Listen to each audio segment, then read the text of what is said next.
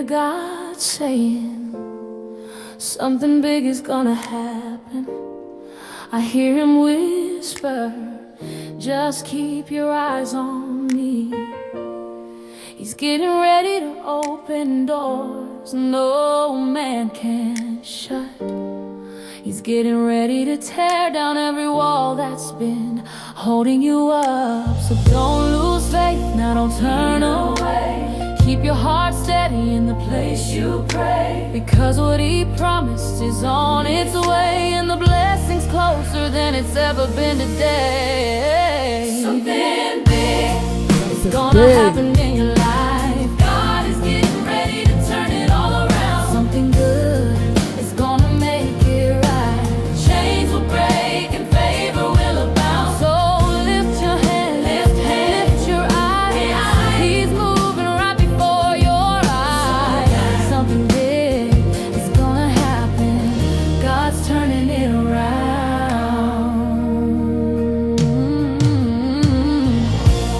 I can feel heaven shifting now. Every closed door starting to sound. The latch is moving, the lock is away. Breakthrough stepping into your today. All you gotta do is focus on him. Keep your worship pure, keep your spirit still. Because when you trust, when you give, when you yield, that's when his power is revealed. Focus on Jesus, he's the way. Focus on his promise, it will not delay. He's healing, restoring, making you new. Every word he spoke, he's bringing it through.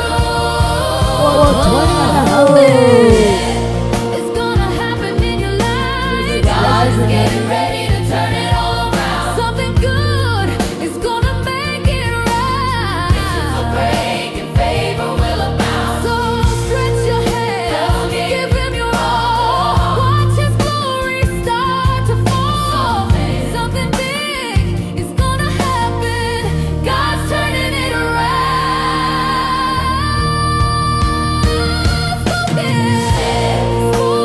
Focus on him.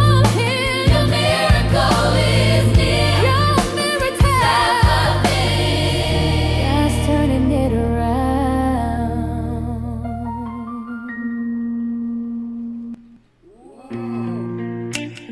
Our guest, the flamboyant, some would say outrageous Reverend Ike. People have, a lot of people, and especially religious people and some minorities, have been just subconsciously programmed to be poor.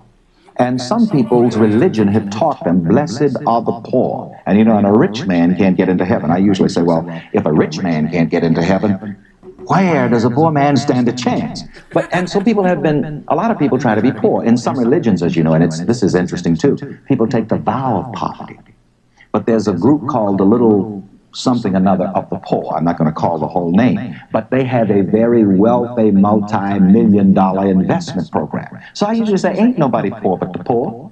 And the best thing you can do for the poor is not be one of them. What does that mean? In other words, do something for yourself so that you won't be poor. And by your example, you can motivate the poor and you can help the poor. You see, the poor don't run factories so that they can hire people. It's only the productive people who can help other people. Given what you preach, given what you've said about conventional Christianity,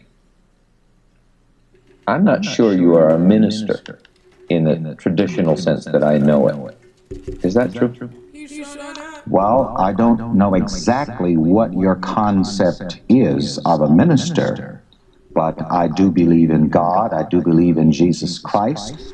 I am a Christian, probably not by anybody else's definition, because I believe that Christ is the presence of God in every man. How do you find in the Bible your justification for, well, let me call it straight out, say, the glorification of money? Well, I don't think that I glorify money. I don't think... Well, let's begin there. Let's start. What do you think of money? Well, I think that money is wonderful stuff. I think that too many people are hypocritical about money. That's really the difference in my position on money. I am not hypocritical about money. I like money and money likes me. I have a great relationship with money. And I laugh at the ministers and even other people who say that money is filthy and money is dirty. And yet before you leave that church, they're going to want some of that filthy, dirty money. And people need to stop being a hypocrite about money. There's an Irish proverb that I like to quote. Money swore an oath that nobody who did not love her would ever have her. You know, the Apostle Paul said in the Bible that the love of money is the root of all evil. And this gives some people what I call a money rejection complex. They think that money is evil. And I only find two things evil about money.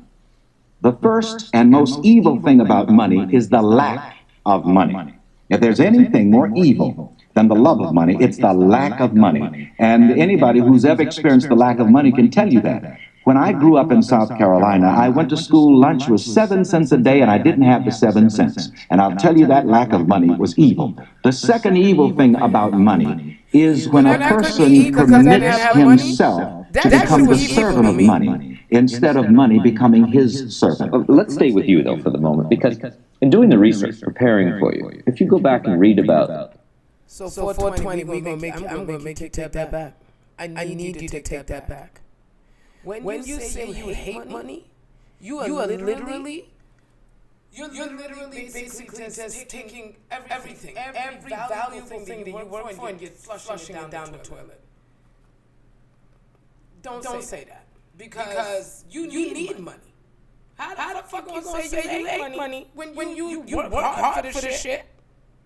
I know you work hard for that money. So don't tell me you hate it. Don't tell me that these are the things that we put on ourselves. You see that statement that you just made right there? Do you know how much money you just fucking flush down your own toilet? You literally just flush down so much of your own prosperity. That's your customers. That's the people that you're going to help. That's your grocery money. That's your bill money. That's your clothes money. That's taking care of your kids. You do not hate money. You hate the system.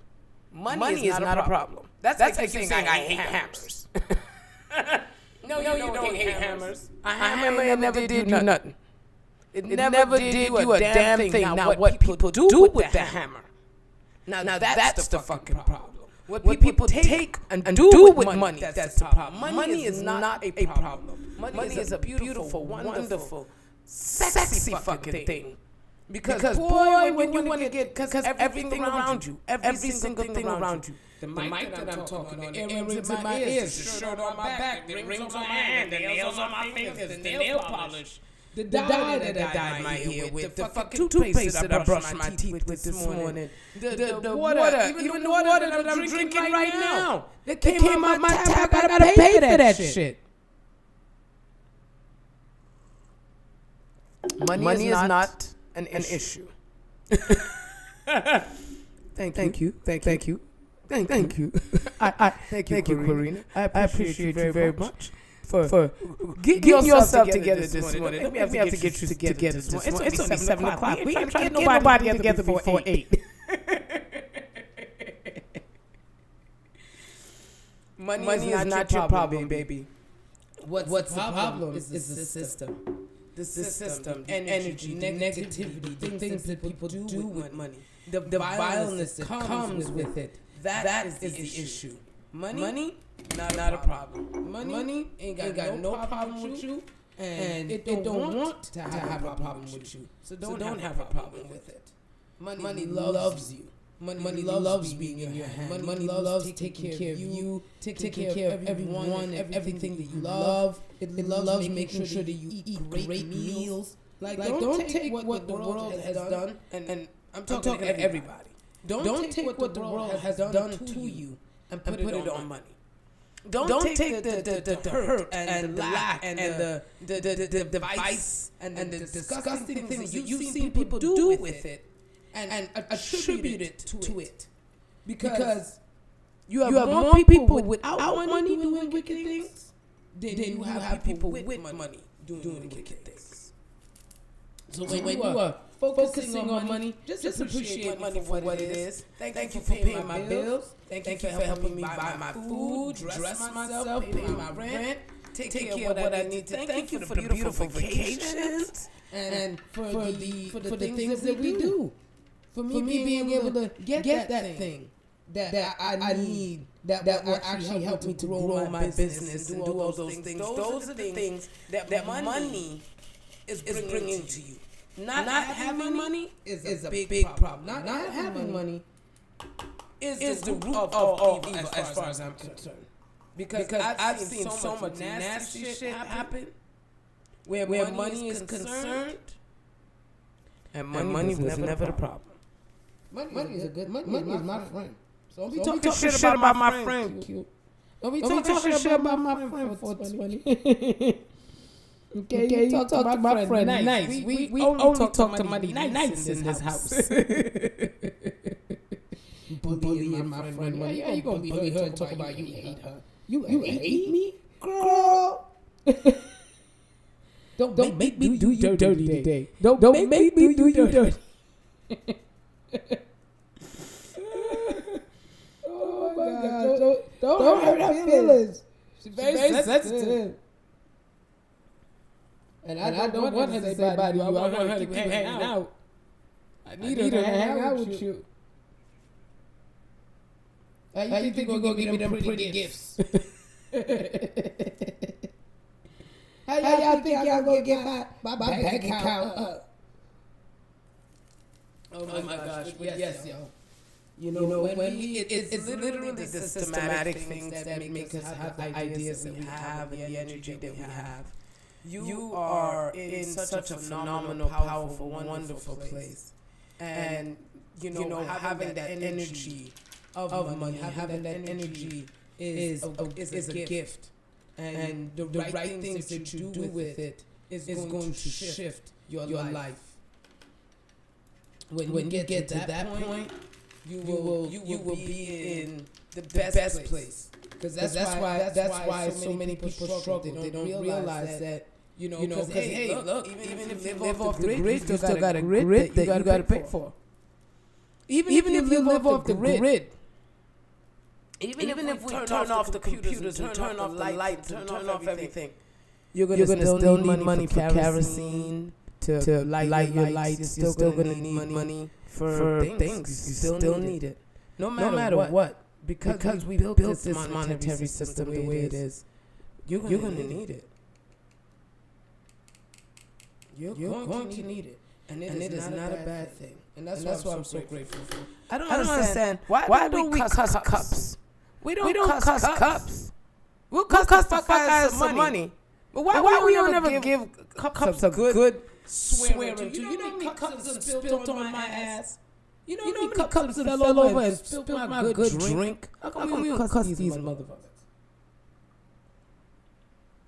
How come we don't say fuck you, cup? You ain't shit. How come we don't talk shit more about the cup?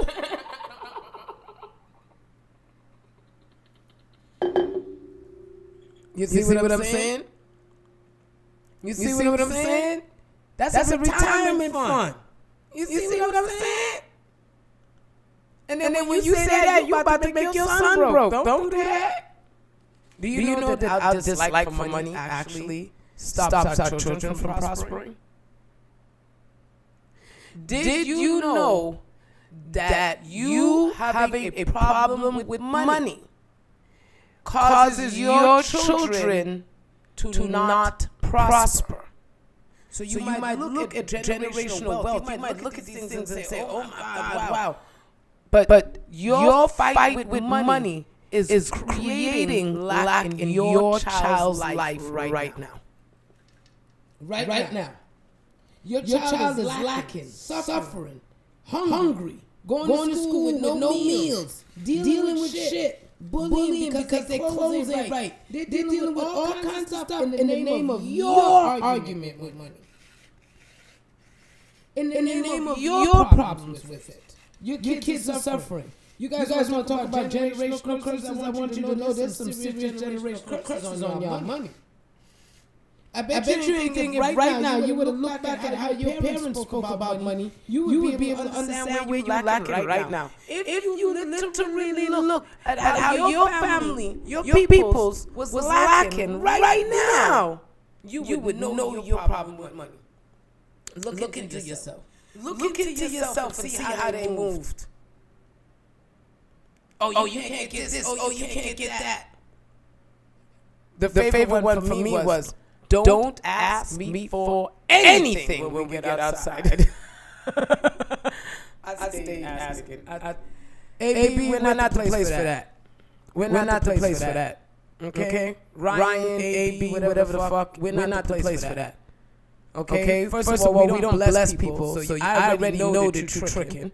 Because we don't do blessings. So I know you ain't in here regular. Okay? And you talk about messing me my bills. Motherfucker, if I know you ain't paying my fucking bills. I know you ain't gonna get the fuck out of here. Y'all better stop doing that shit to people. That's wicked, AB. Wicked. Because you playing on people. You playing on people's emotions. You playing on people's lack. You playing on people. And every time I see you guys come up, talk about message me bills. If you're gonna fucking bless people, just bless them. They shouldn't have to say shit. If you just see random fucking people, and if you want to pour into them, pour into them. But don't ask them to do a fucking thing. Because from the moment you ask them to do something, you tricking. You scheming. You're not helping these people. Stop that shit. I hate this. I don't like when people. I'm just gonna block everyone. You motherfuckers that can come up like that. Oh, if you tell me this or you put I'm gonna help. No, fuck you not. All you do is using me to build up your stupid page. Just tell me that you want to build up your page. Say, hey, message me. I'm following you. Do something, but don't prey on people's lack. Shit drives me crazy. That's why I say there's way more evil people who are broke than rich people who are broke. Because guess what? You know that was not no rich man. That was not no rich man that just came and did that. So I want you guys to watch energy.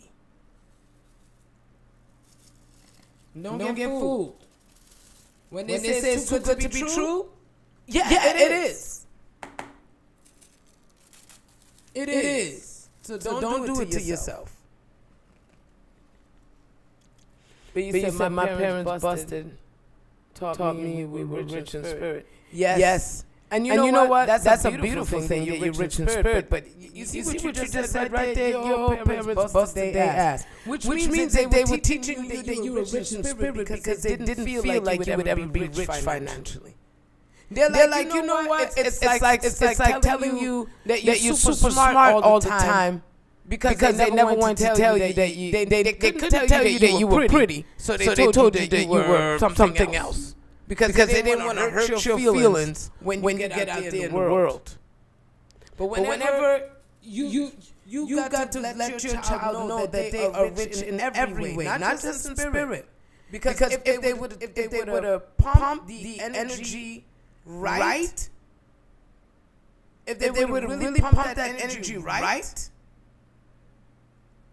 they wouldn't have been lacking, and neither would have you. You would have never lacked. And I watch it with my own kid. She's 21 years old now. And I watch it. I watch how the energy comes up. I watch what I say when I talk about money with her. I watch myself. I watch the energy. And I'm very clear on that. So you guys make sure that whenever you open your mouth towards money, you better make sure that you're talking to her nice. Because if you're not talking to her nice, she will leave you. She will leave your ass quickly. The Reverend Ike in the late 60s, early 70s, the white establishment press really portrayed you as a charlatan. they never quite said it, but here you were gathering up the money from the poor, preaching wealth and high living as a goal. I'm not sure I see the difference from what you were saying, the power of positive thinking, than what all the other white guys were saying. There is no difference. But you were running around in a jumpsuit, and you're running around. Let me see this watch. Can you hold up the camera? Well, Why in God's name are you wearing that? this makes time valuable. Absolutely. It does. What that thing cost? What is it? And after all, you know, Jesus This did gold? say, Wait a minute. This gold? it had better be. And these are diamonds? They had better be. And this is a diamond here? It had better be. Why do you wear all that stuff? Well, it's my personality. I like that. Some people like Volkswagens and some people like Rolls Royces. I like Rolls Royces. And I don't argue with the person who would prefer a Volkswagen. How many Rolls Royces do you have? I don't know Come on, you know how I really don't know. I know that we have purchased at least 20. I don't know how many we have left. Haven't counted them lately. What do you want 20 Rolls Royces for? It was a very good investment because we have Rolls Royces now that have appreciated several 100%. You see, I'm also a good businessman. And all of this is owned by the church. Why have the church in it? That's my point. Why do you need God mixed up in straightforward All right. The Bible is the foremost book in positive self-image psychology in the use of the power of the mind. The book of Proverbs says, as a man thinks, so is he. St. Paul says in the book of Romans in the New Testament, be you transformed by the renewing of your mind. And I'm saying not only to black people, but to all people, that the power of the mind is the power of God within every man. And once you learn how to use the power of your mind, you can be what you want to be, do what you want to do, and have what you want to have. Okay, why does all this money get wrapped in? Why do you stand up and have all these Rolls Royces, wear all this jewelry? And I mean, I must exemplify my own philosophy. I make the audacious claim that you can't lose with the stuff I use. And I don't want anybody to teach me prosperity unless that person is showing that they're prospering also. And people need prosperity symbols. People need success symbols. One of the problems I had growing up poor and in fundamentalist religion was that every once in a while I would hear the ministers and people say, the Lord is my shepherd, I shall not want.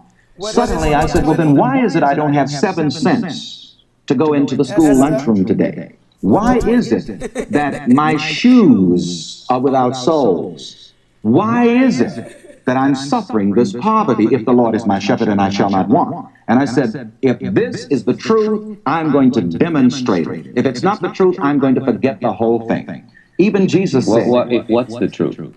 if it is the truth that the Lord is my shepherd and I shall not want, I'm going to demonstrate it. You mean want physically? Right. In other words, the Lord is my shepherd, I shall not want, indicates to me that the Lord provides what I need. The Lord will work in me, through me, and as me, and in my mind, so that my needs will be provided, and that I do not need to suffer want and privation. And I said, if that's the truth, I'm going to preach it and demonstrate it. If it's not, forget the whole thing. Well, Reverend, I don't want to get in the way of your basic philosophy here, but my Sunday school reading of I shall not want meant that I don't want for a shepherd or a Lord, not that I shall not want for a TV or a steak dinner or a Rolls Royce. Well, to me it means I shall not want for any good thing that I want and that I am willing to work for.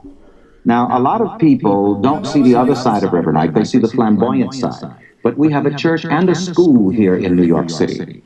And we teach positive self-image psychology, positive self-motivation. We have a business of living department where we bring in experts who teach people how to get into their own businesses. And we have, among our supporters, people who have become millionaires and multimillionaires. Oh, I think your self-improvement program has in a sense proved itself and all of the original skeptics. I don't know how much money you're making, which is beside the point, maybe. Well, I'm not suffering. The Lord is my shepherd, and I do not want.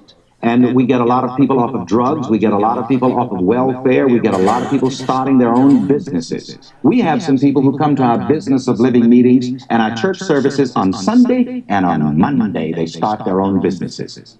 And they have success that is beyond anything that they had ever experienced before, because we give them ideas. I make the statement, ideas make millionaires. And you see, people have got to understand the power of an idea.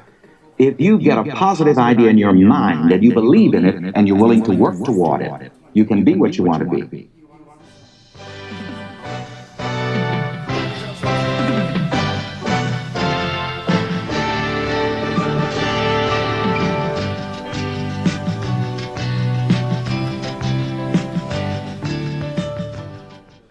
Your daddy was a fundamentalist preacher, a Baptist. My father was a Baptist preacher, but of course he never preached the kind of pie-in-the-sky kind of thing. It was very strange about my father. You see, my parents separated when I was about 5 years of age. My father was always a well-to-do man. Wait, don't go so fast. Let's catch up with you. Your real name is? Ikrin Kota. What? Frederick Ikrin Kota. And that was your father's name? Yes. Where in the world did he get that? Well, his parents were from the Dutch East Indies, which is Indonesia now, and that's an old Dutch name, which means acorn carrier, which shows that mighty oaks from little acorns grow. As you are a mighty oak. Absolutely. Okay, wait. Getting mightier all the time. Let's stay with your father. His family comes from Indonesia, comes to the South. Yes. How did they get here? I don't know. It's somewhat mysterious. And could anybody in... And I've never found much of a connection, but I was told this by my father's sister. Could anybody in South Carolina pronounce your name? They pronounced it in various strange ways, like Iken Cutter. I some Cutter in one case. So we can see how you end up Reverend Ike. Your dad, anyway, becomes a Baptist preacher. You became a Baptist minister, really, virtually 14. No, I was a Pentecostal minister. I was born into a Baptist family, and by choice, I became a Pentecostal and a minister at 14. At 16 years of age, when I graduated from high school in South Carolina, I was minister of the local Pentecostal congregation. You went through a period, I think it was in Boston, of faith healing, of laying on the hands. We still do faith healing and the laying on of hands. And people can write in and get your cloth and all. Do you feel that's a bit... Do you really believe it? Do you think you can cure cancer? I don't think that I can.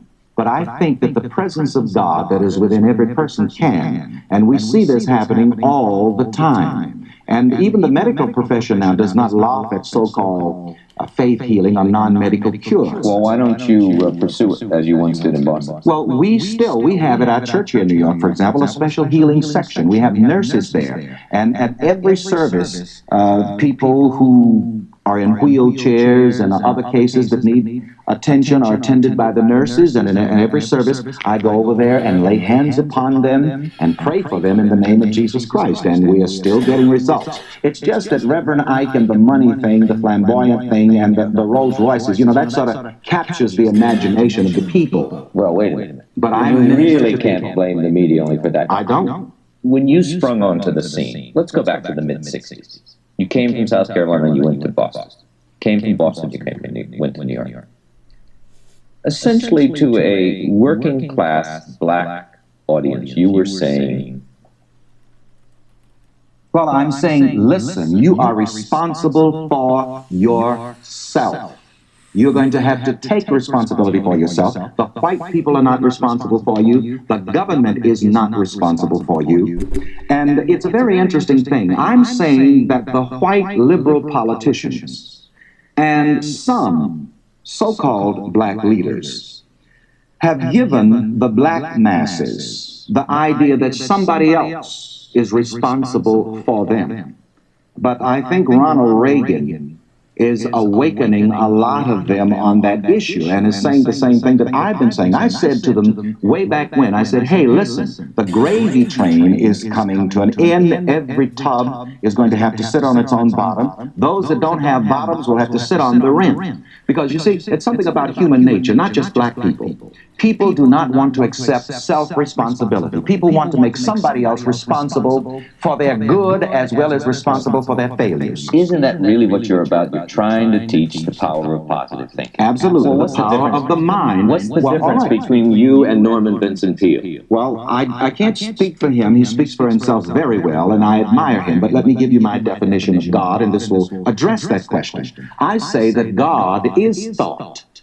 and the Lord is the law by which thought operates. And in the Bible, God says, I am, and to me I am is the revelation of God as thinking. And so I say that God is a man's very own thought, and the presence of God is in every man as mind. And God says again in the Bible, command you me. And so when a man comes into command and mastery of the powers and the talents that are within him, he is actually commanding the good that God has put within him to be what he wants to be, do what he wants to do, have what he wants to have, and in turn he can make a contribution to others and to the common good. You see, we try to help people become self-found, because you're not successful until you find yourself. This is why people fail in relationships. This is why they fail in life, because they don't know themselves. The Greeks had the saying, man, know thyself. Jesus said, you shall know the truth. You've got me preaching now. No, yes. So let me say, though, that I think,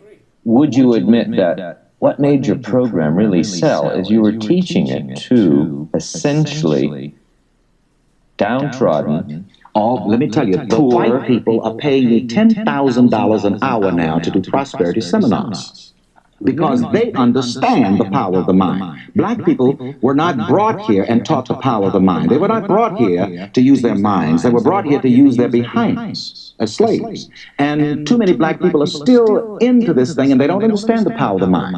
A black militant said to me in Chicago, Reverend Knight, what are you doing to help the black people? I said, I'm giving them positive self-image psychology, positive self-motivation. He said, that ain't S. And people have got to understand the power of the mind. Black people, and any people for that matter, need to understand mind power, green power, and vote power. And I'm preaching this from the pulpit, which is not the usual kind of gospel that you get in a black church or any church, unless it's one of the mind science type churches. And this is unusual for a black man to tell people about the power of the mind. A black preacher is supposed to be telling people about the pie in the sky by and by when you die. And I have the audacity to say, you can have it now. I have the audacity to say, hey, listen, you don't have to wait until God comes back from vacation. God is within you right here, right now, and you can get in touch with this God power and be what you want to be and do what you want to do right here, right now. what do you think of white folks? I think white folks are just like anybody else. I learn a lot from them. And I've learned, for example, the power of positive thinking. I mean, I read Napoleon Hill's books, Think and Grow Rich, and all of the positive thinking books. And you see, black people have not had this kind of teaching. White people have had it. Well, yeah, when black people were slaves, nobody wanted them with that. Absolutely. And you see, I think this is why it seems strange that, well, the nerve of me, here I am, a black man and a black preacher, and I have got the nerve to preach health, happiness, love, success, and prosperity to black people. I'm not supposed to be doing that. I'm not supposed to think and grow rich. You see, it's okay for white people to think and grow rich, but a black man, a black preacher to think and grow rich, and Think and Grow Rich by Napoleon Hill has been out, as you have noted, for many years, but that's all right for white folks. Nobody has ever grumbled about how many Rolls Royces a white man has. See, we scratched deep enough in Reverend Ike, and we've got a revolutionary on our hands. Well, I'm not a black militant for, as I say... I didn't say militant, I said a black revolutionary. Well, it could be that way, because as I say, I discovered it's no use to talk about black power, because the only color of power in the American economy is green. And so, as I said, I've always learned from the white people. And I've always believed in the think and grow rich type of thing. Who knows? You see, under this fine brown skin here, I'm the same color as anybody else. And it is so with everyone. I heard a story about the Hawaiians the other day. There's a joke going around in Hawaii that said the white missionaries went to Hawaii and said to the Hawaiians, look up, look up, look up. And the Hawaiians looked up. And when the Hawaiians looked down, the chickens were gone, the pigs were gone, and the land was gone. And you see, there's another thing about black people. Black people take their religion sometimes too seriously.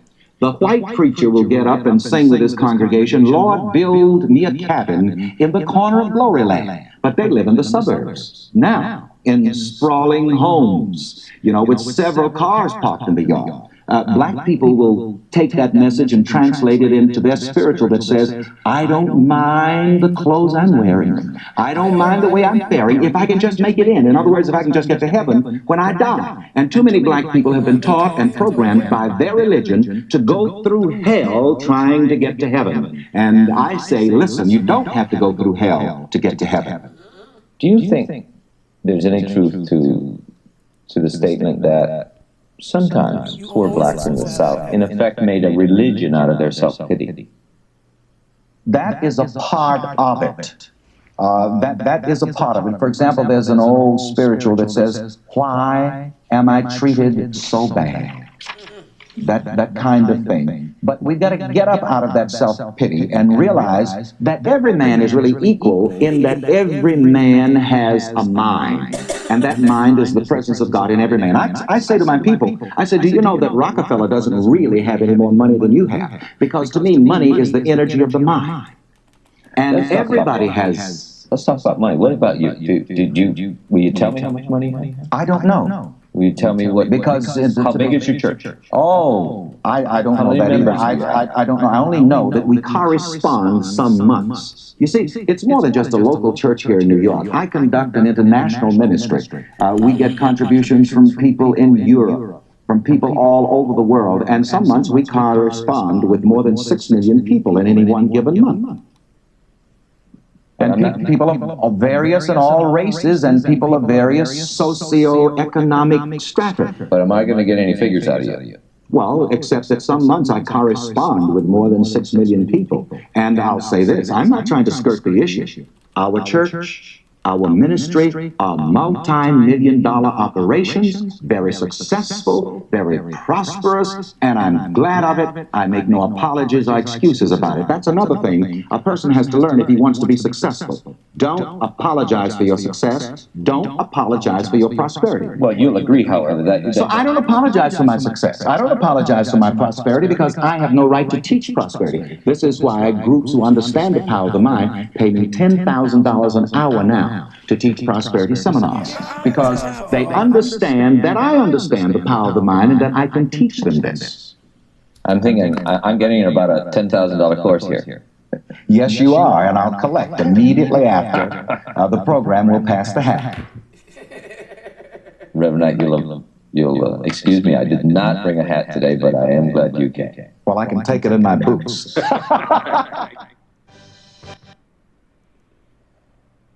He said, I can take my money in my boots. You got to worry. Now you know the beautiful thing that I understand about this wonderful thing called money is that money doesn't care. Money doesn't care whose hands it's in. Money just wants to be utilized. It's like breathing. Everybody breathes air. Everything breathes air. It doesn't care what you think about it, what you think it should be in. It really doesn't care. If you don't like me, I'm just not going to be around you. You don't want me? Cool. You don't need me? Fine. I'm not going to argue with you.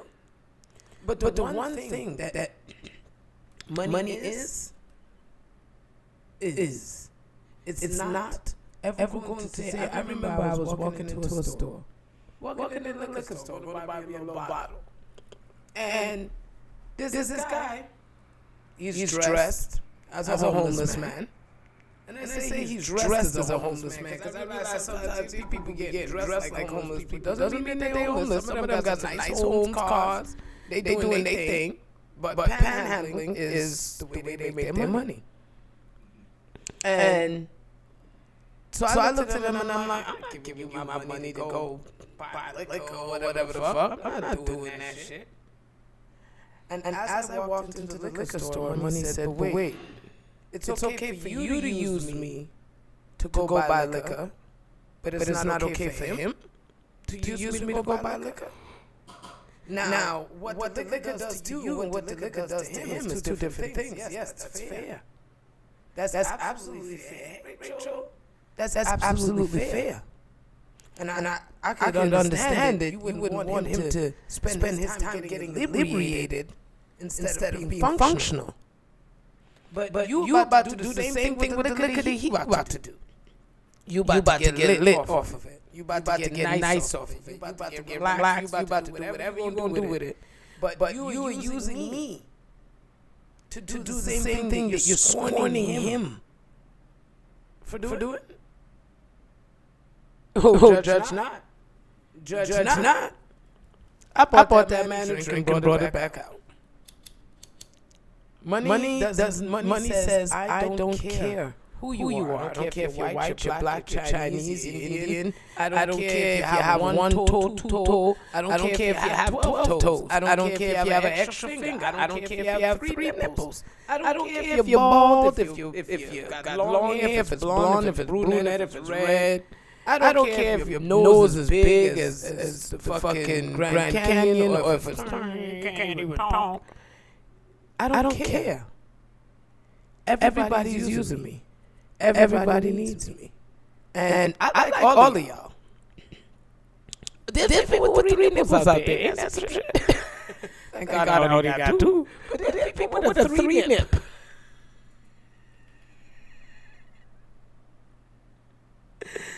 We're going to behave ourselves today, okay? We are going to behave ourselves today. That's the plan. We're going to try. Look, I'm going to try, knowing that I'm going to fail.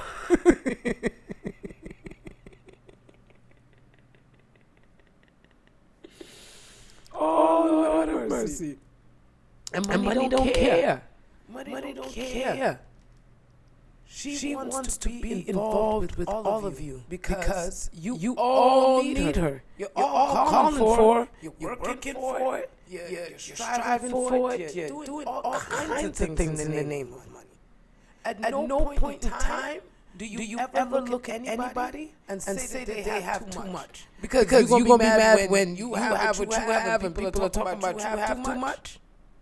You don't even know what they do. You don't know what knit grit. You don't know what they have to do behind. What if that person, their whole job is just sucking toes? And then they make mad money off of just sucking fucking toes. I'm gonna be mad at you. I'm not a toe sucker. I ain't gonna run around sucking toes for no money. But there's somebody that will. Look at those girls who went to Dubai and literally let people shit on them. Straight dodo. If doodoo even get on my finger, I'll be ready to die. And it's my doodoo. Somebody else's defecation on my ball. For money. Y'all eating all kinds of shit. Look for Fear Factor. Fear Factor is what? It's a whole show where you got to eat all kinds of shit. You got to eat things that people would never eat. They wouldn't even think about putting in their mouth. And you eating that shit in the name of some money. Y'all doing a lot of things for money. Don't be mad at money. Be mad at the things you decided to do for it. Money ain't the problem, but it's like, look.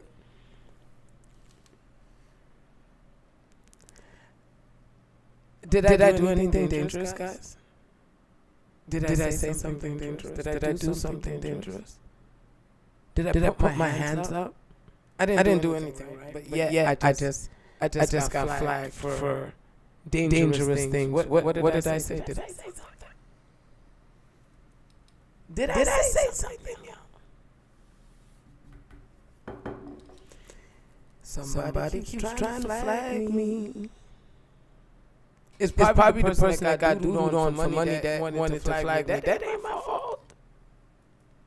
You guys are the ones going out there and doing all these things for money. Not me. You're the ones out there sucking toes and eating butts. Y'all doing these things, calling it groceries. Y'all the ones doing these things, and they want to be mad at me. Well, my word. And whatever I'm doing right now is dangerous to you. It's dangerous, y'all. You said the actions in this life could result in serious injuries and adverse health effects.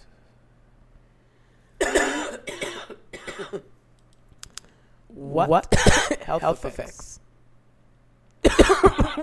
What injuries? You know what it is? Yeah.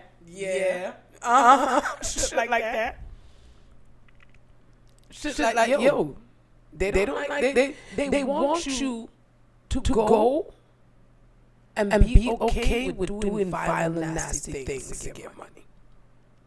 But when you say that it's not a good idea for you to do violent, nasty things for money, and the things that people are doing for money, all of a sudden you're dangerous. But it's not dangerous for the people who are doing it. Why you guys ain't making an investigation there?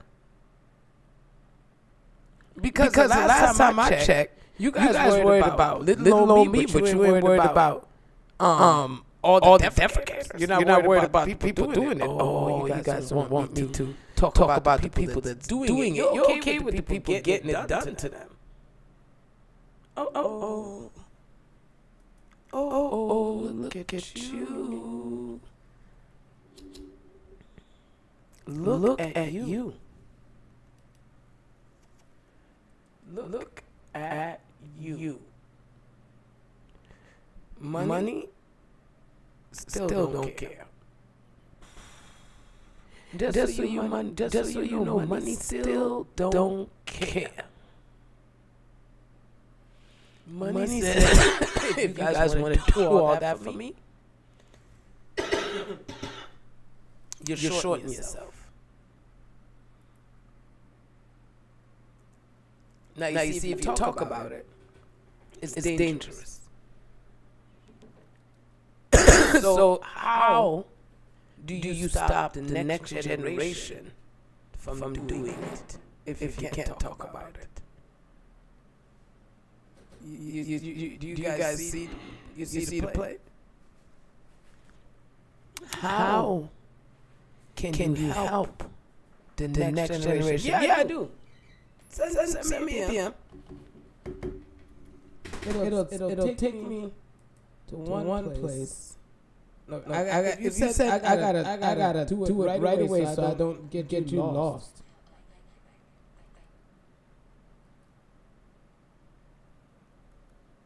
When you speaking that truth, they do not like it. When you are speaking life, they don't like it. When you speak and trust and believe, it's not just the machine behind this thing. It's not just a machine. It's the people too. You see, every single thing that's happening, it's happening for no other reason but because a human said so. This is all because a human said so. Just so you know. Easy. It's all because a human said so. It's pretty scary to me when you look at that energy. When you look at that thing, when you look at that negativity, that energy that they want to bring in, they need you guys to be stupid. They need you guys to be slow. They need you guys to be this. So anything that will wake you up, and like I said, they don't attack you a little bit. That means you're not doing something right. They can't. If they fully love me and they're like, oh my God, Tasha, we love you and we love you and we worship you, we love you. Yeah, that's not good. That's not good.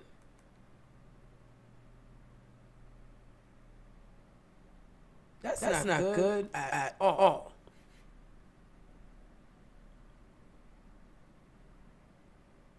Okay, I got you. Accept you. All right, Esther, you are in. My message is so I could actually see what the hell.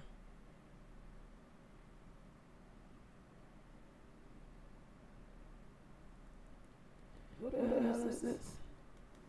This is Dominic.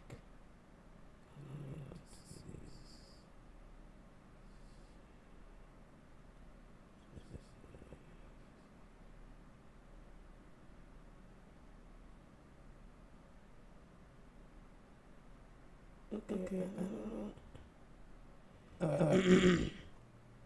Sometimes people be writing me messages and I'll be like, okay. Now I gotta remember who the fuck this is. See how my life works out sometimes.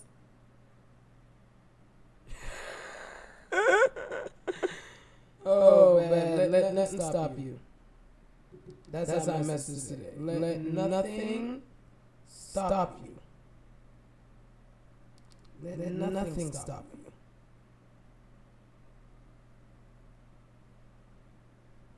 Not even yourself. Not even you.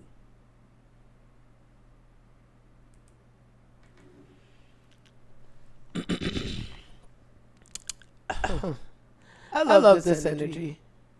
I love the fact that Our guest, the flamboyant, some would say, we ruffle some real feathers. Yeah.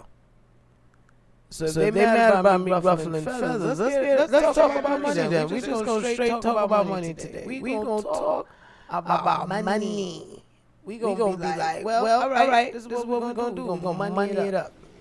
I want to tell you the first thing that I've been telling the people in Atlanta, and I think this is very important.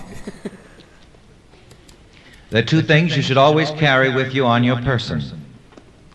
Something to write with and something to write on. Yes. Always. Even if you go to the corner store. That's right. So those of you who brought something to write with and something to write on, make it available to yourselves quickly. But remember,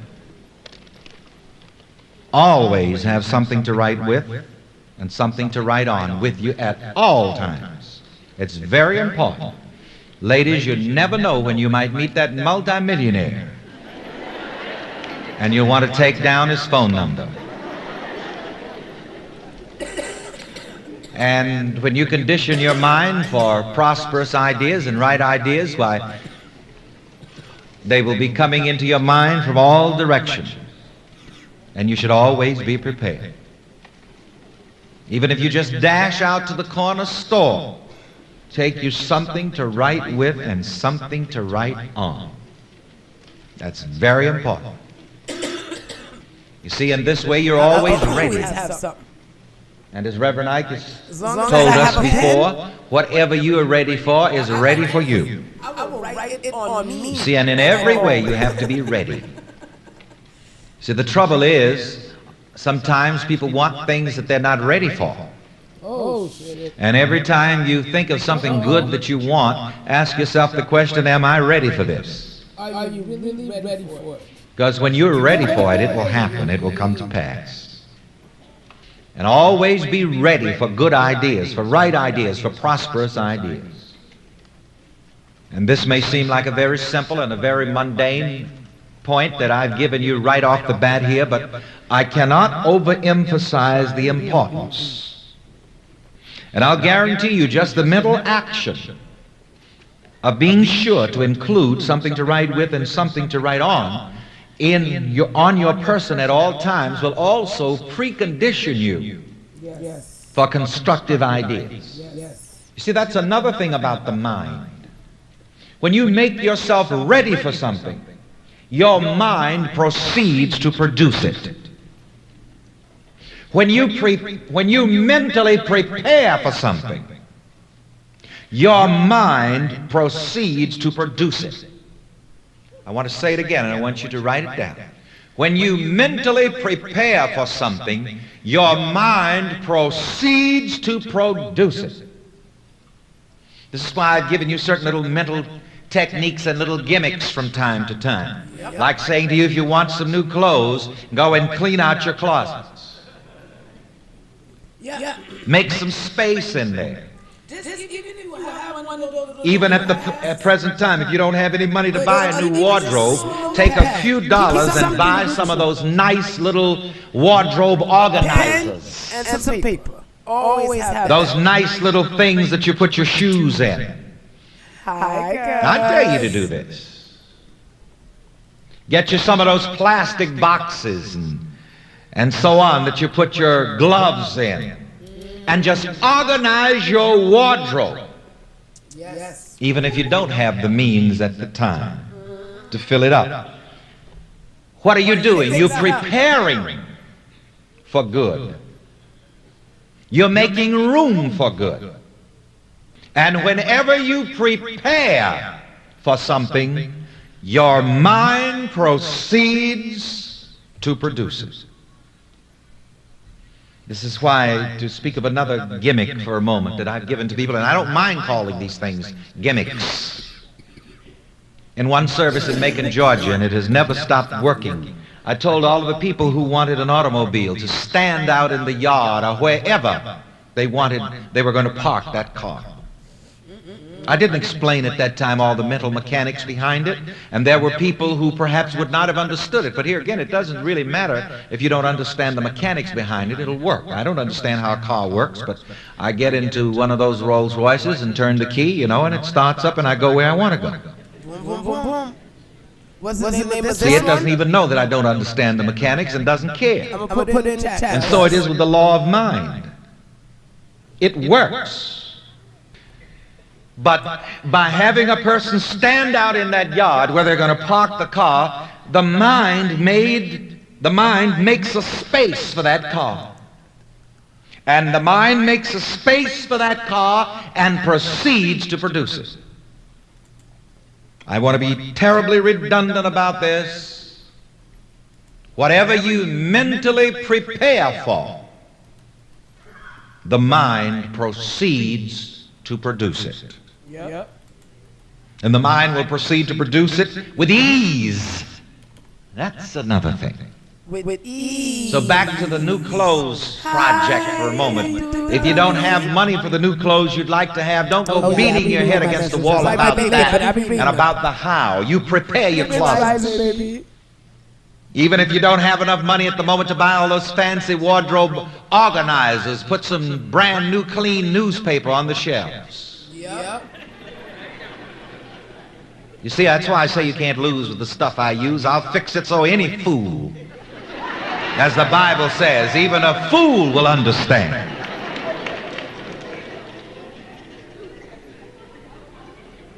All you have to bring me is your mind, and I'll fix it for you.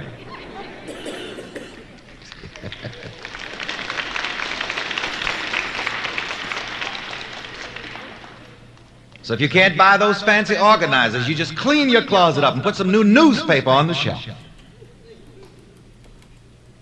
But the more you fool around with that closet and take pains with it and ooh and ah and fiddle around with it, the better, because your mind knows that you're preparing for something.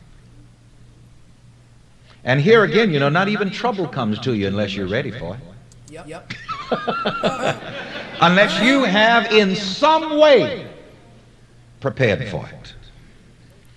The same way you have to prepare your mind for money. You have to be ready for money. And all of this ties right into the formal subject, how to get some money. And I got this subject from a man that I met on the street. He said, "Are you Reverend Ike?" I said, "Yes." I said, "Why don't you come to our church sometimes?" He said, "Oh, Reverend, I've got plenty of religion. Just tell me how to get some money."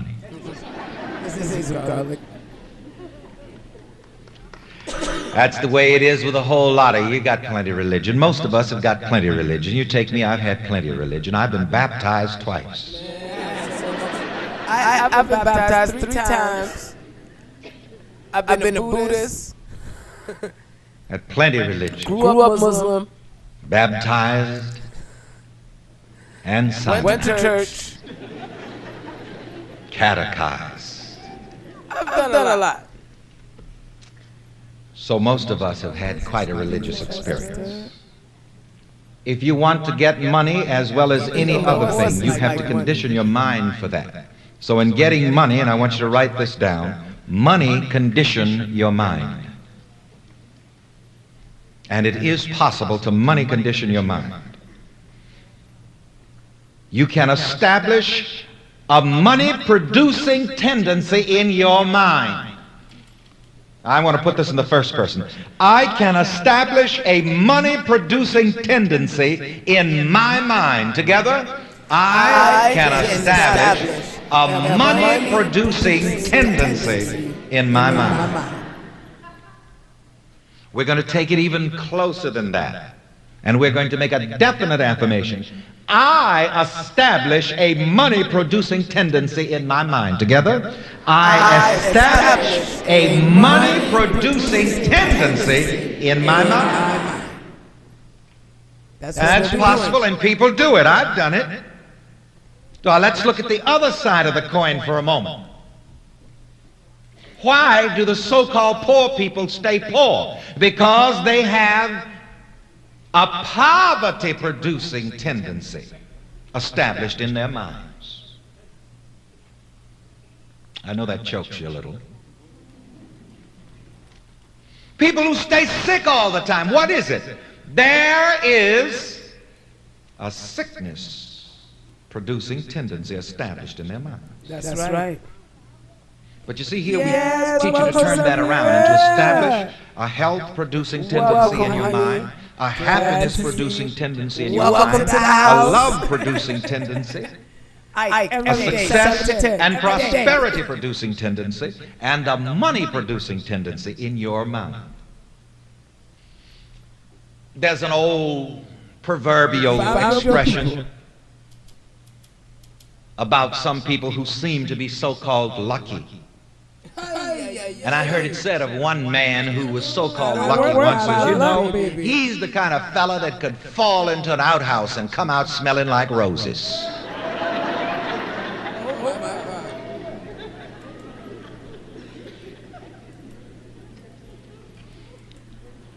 What they mean is that for some reason or the other, there's a good fortune-producing tendency established in this man's life.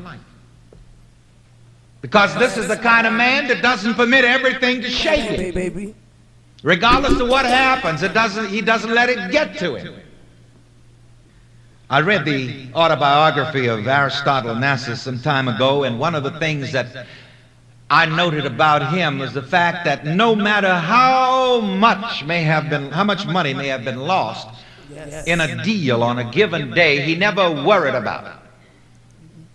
He worked very diligently every day in conducting his international empire, and every night he partied until the wee hours of the morning, and when it came time for him to party, he didn't let any of the so-called losses bother him.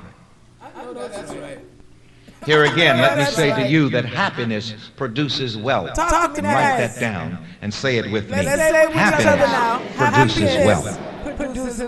Happiness produces health. You see, you have to establish some patterns in your life, some happy patterns. Even the prophet gives it to us in the words of the scripture. The joy of the Lord is what? Your strength. This is why I tell these people who have these different kinds of religions that make them miserable, get the hell rid of it. Happiness produces. Learn how to be happy. Learn how to rejoice. Learn how to be glad. Yes. Because positive ideas can work in the joyful mind. You can money condition your mind. Yes. You can health condition your mind. Yes. You should. And no. And here's the thing. You fucking need to. You fucking need to.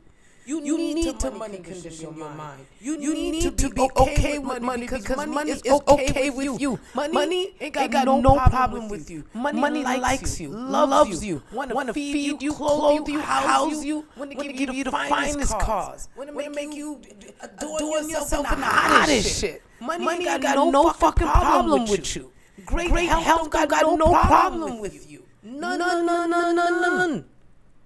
You not liking yourself. You allowing all of the stuff from your past, and they hurt me, and they this and that. All that stuff is what's carrying all that disease in your body, baby.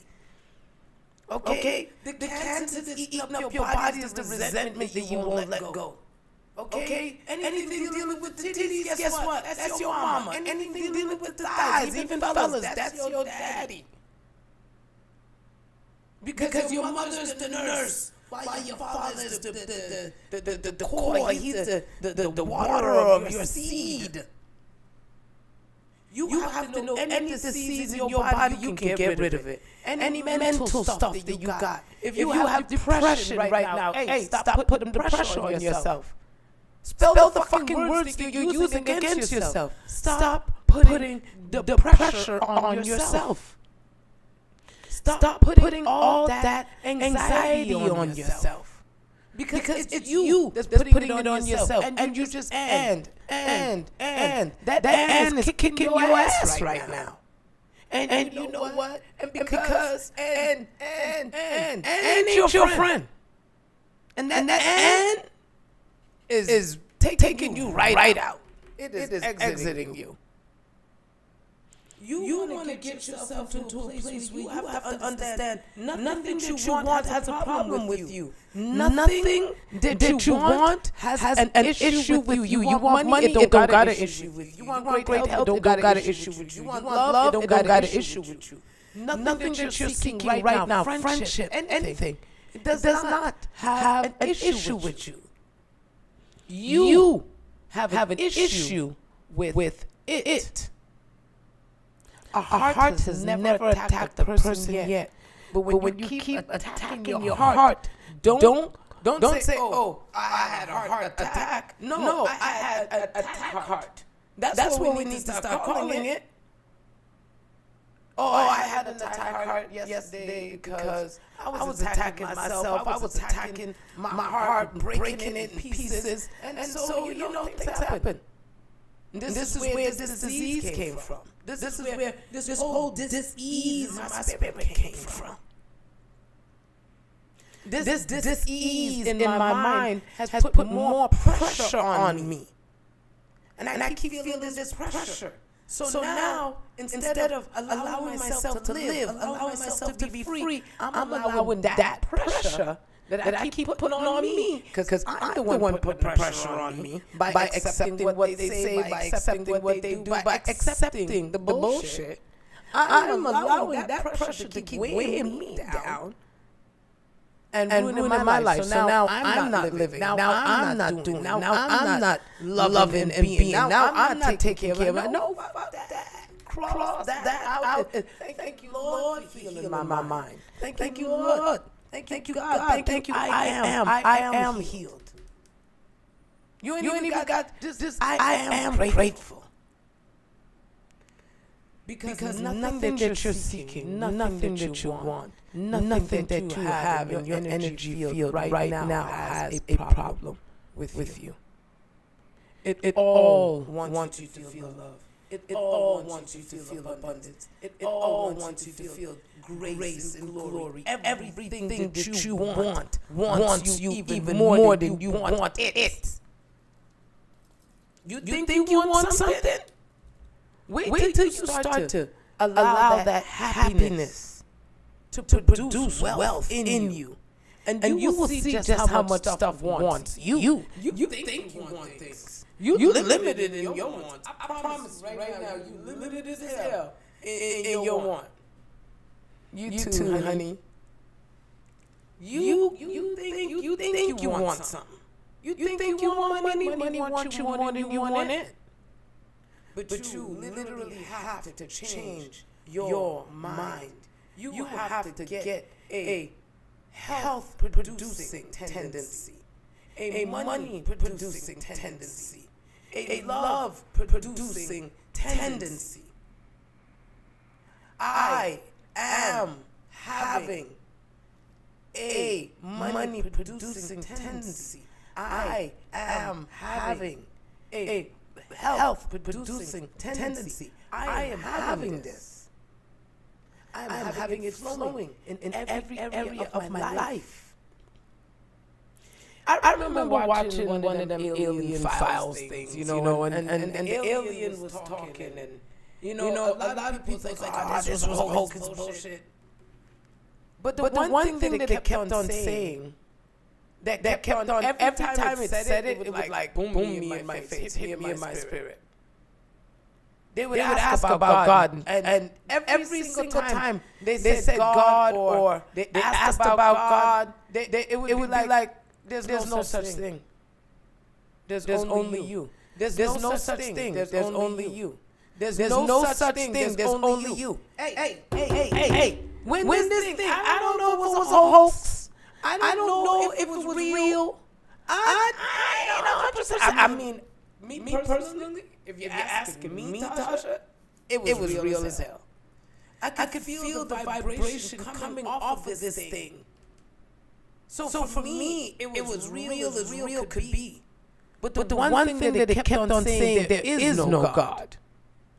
And for some people, it was just like, what do you mean there's no God? So if there's no God, then what? But it kept on saying there's only you. You are a generator. You are a creator. You are something that everything that you're thinking, doing, feeling, shifting, you are creating something from that.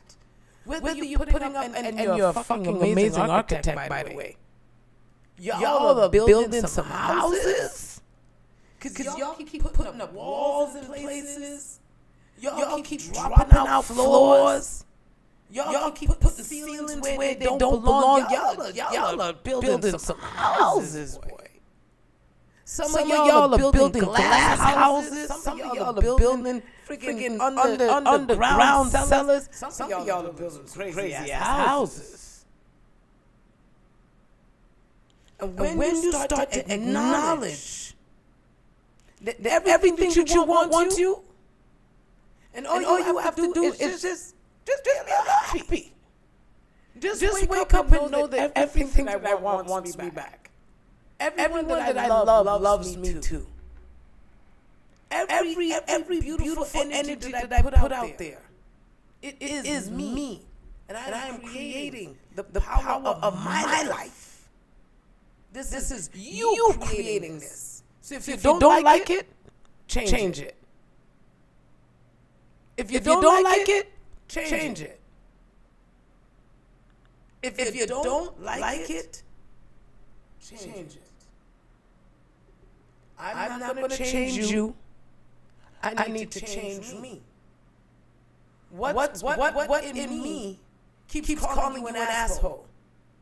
What in me keeps breaking you down as a person? What in me keeps driving you into negativity? What in me keeps triggering you?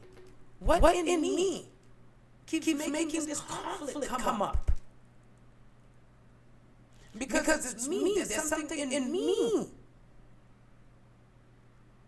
And when you take that accountability and that responsibility, y'all, there's nothing better than seeing your life fully change right in front of your face.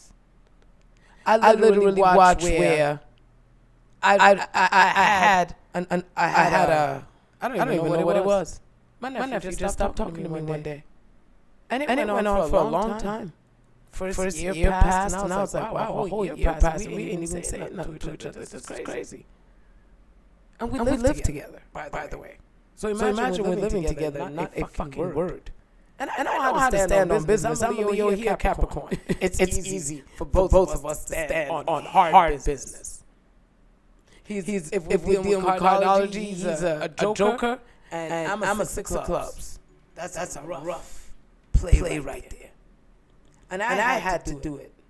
At first I was like, I don't know who he is, and I had all these reasons of why. No, I'm validated. I'm validated. I had all these reasons why I was validated in my mess. All these reasons. And then one day God said, no, stop that shit. It's you, Taja. It's you. It's not him. It's you. What are you saying about him? It's you. You put energy out there about your nephew. What are you saying? And I had to take it all back. I had to start taking back every time I called them a little shit. Every time I called them something negative, I had to take it back. You understand? I had to take it back. And that right there, that return to sender, I returned him his shit. Every negative thing you said about you, I take your shit back, bro. But everything I said about you, I take mine back too. You understand? I didn't just put it on him. I put it on me. I'm taking all my stuff back. So now I'm just loving you how I want to love you. You're mine of you. So I'm just going to love you how I want to. I'm not going to pressure myself into you speaking or not speaking. I don't give a fuck whatever you're doing. What am I doing? How am I treating you? How am I thinking about you? How am I moving with you? Fuck what you're doing with me. And when I tell you, honey, I kept on pumping it for Christmas. I bought him a gift. Didn't matter if he bought me one or not. I didn't even care. I didn't even look to see. But he did. Right? Then his birthday came around.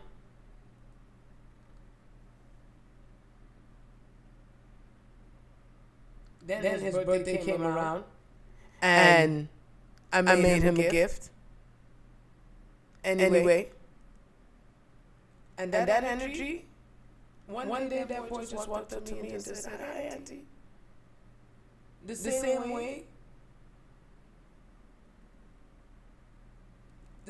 way he was able to not communicate with me, it was the same way I was able to shift things with him.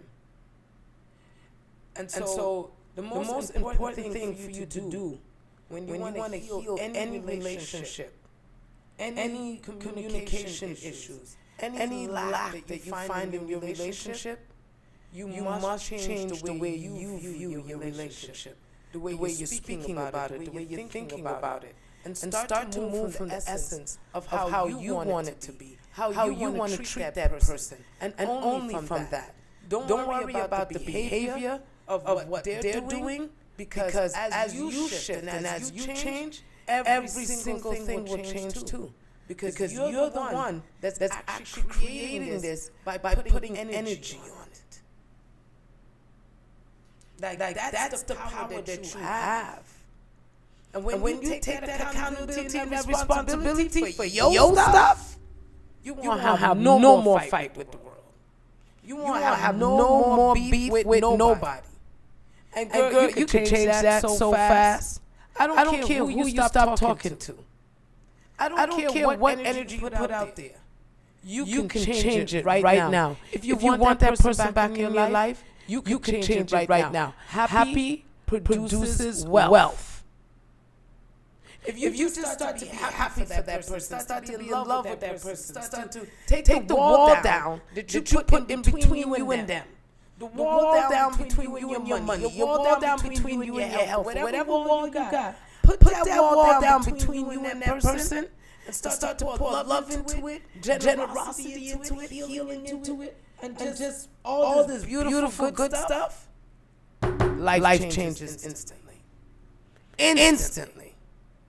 All right. Let's get back. There's something else that I want you to write down. Come on now, write it down. Get your pen and paper. You only get what your mind is conditioned for. And I'll put it in the first person. I can only get that which my mind is conditioned for. That's all that I can get. That's all that I can have. All that I can be, all that I can do is what my mind is conditioned for. And correctly understood, this is what prayer is supposed to be, a conditioning, a positive mind conditioning process. Now, there's a varying definition of prayer. What is prayer? A positive mind conditioning process. And any kind of praying that does not in some way positively condition your mind is the wrong kind of praying. If your praying is a praying just out of duty, it gets you no damn where. You do better dancing. You do better to snap your fingers. Of course, we pray that way too. And coming out of religious background, I know that too many people just simply pray just out of a sense of duty. Yeah, Jesus said we should pray. That's right, he sure did, and we should. But if it's just out of a sense of religious obligation, you see, this is another thing. Anything that you do just out of a sense of religious obligation, it's no damn good. Excuse me, saints.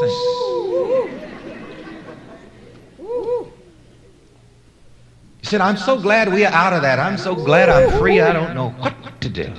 I'm so glad I'm free. I don't know what to do. People who go to church just out of what? A sense of religious obligation. I'm so glad I'm free. People who get down on their knees and bend their backs and bow their heads and close their eyes just out of a sense of religious obligation. I'm so glad That is not the purpose of prayer. Again, prayer should be a process of positive mind conditioning. I even have Bible to back me up on that. Even Brother Paul got straight on that issue when he said, be you transformed. How? By the renewing of your mind. So in all of your spiritual works and all of your Christian experience or whatever your religious affiliation may be, you've got to do something with that mind. Thank you, baby. If you want money, you have to money condition that mind. Yes. And what I'm saying about getting money works for anything because I'm dealing with cosmic principle. So whenever you decide what you want, the next thing for you to do is what? To work on conditioning your mind for that. Here's something I want you to remember, and I want you to write this down. If you do not consciously condition your mind, the world will condition your mind for you. Now make no mistake about it, you are being mentally conditioned all the time. Every one of you here, you're hypnotized. We're all hypnotized. That's it. You're under the spell of your own self-belief. But of what? Don't ever forget that every individual is under the spell of his own self-belief. Believe And that's pure Bible. Jesus said it in his way, according to your faith. So be it unto you. Listen again to how Reverend Ike says it. Each individual is under the spell of his own self-belief. But you see, what you have to learn in self-mastery is how to cast your own spell. And you see, this is the gospel, the God spell, the good spell. And you see, the world is constantly giving suggestions to your mind.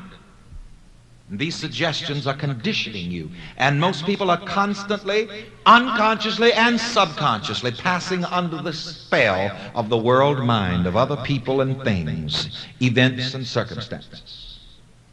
I am always under the spell of my own self-belief. Together, I am always under the spell of my own self-belief. Why am I rich? Because I'm under the spell. I believe that I am. I see myself as that. I feel myself as that. Whatever you are that because you're under the spell of your own self-belief in that matter. Now, you may not have consciously put yourself under that spell.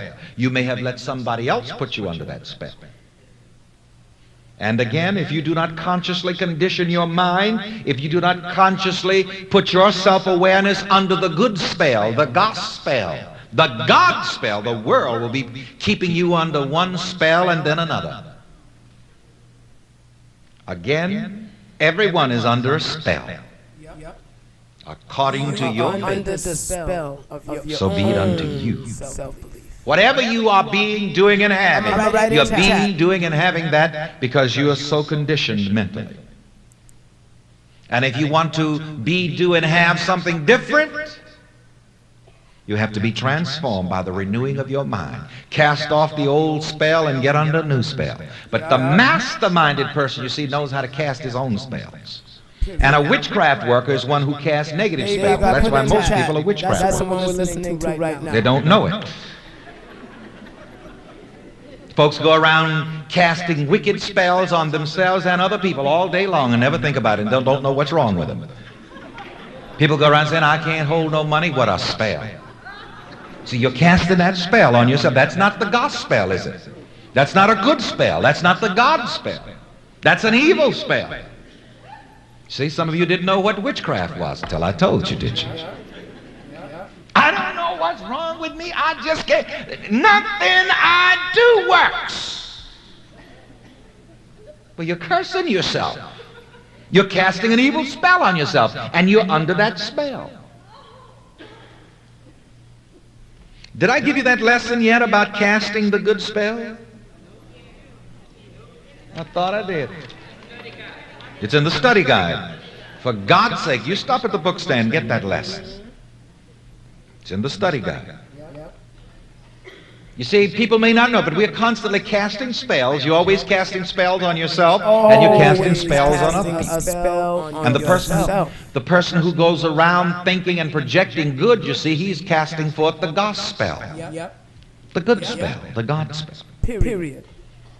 And you have to get in the habit of consciously conditioning your mind for the positives, for the good that you desire. Yes. Because you see, you look in the newspaper and they've got a spell there to cast on you. I mean, come on, honey. One of my housekeepers brought the all day. newspapers into my room this morning with breakfast, and I said to her, don't bring me no bad news. I don't want to say that. I'm good. So I just took it all, rolled it up, and stuck it in the corner by the fireplace. It makes good fire. It's a good question. Put this down. Cross-examine your mind with. Where are my spells coming from? Where are my spells coming from? See, some people get their spells off of television and some off from the newspapers. And some of you get it through the telephone with that old gossiping Susie. And when you get through with a 20-minute conversation with her, you're done for. See, this is why you have to learn each day to spend a lot of time in positive self-contemplation. And you have to get in the habit of systematically doing this. Before I let the world get to me, I condition myself good first. Yes. I push myself up in bed and start preaching. This is the day which the Lord hath made. I will rejoice and be glad in it. Bless the Lord, O my soul, and all that is within me. Bless his holy name. Yes. I will bless the Lord at all times. His praise shall continually be in my mouth. You walked in here right on time. I had a When you go conversation forth today. into life like that, you see, that's sending your messenger before your face. Amen. A positive messenger. Y'all need this. And everything that's negative just has to get out of your way.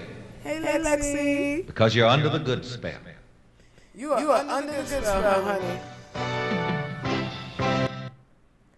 I mean, what spells are you guys really putting yourself under? What are you saying to yourself right now about your money, your health, your love life?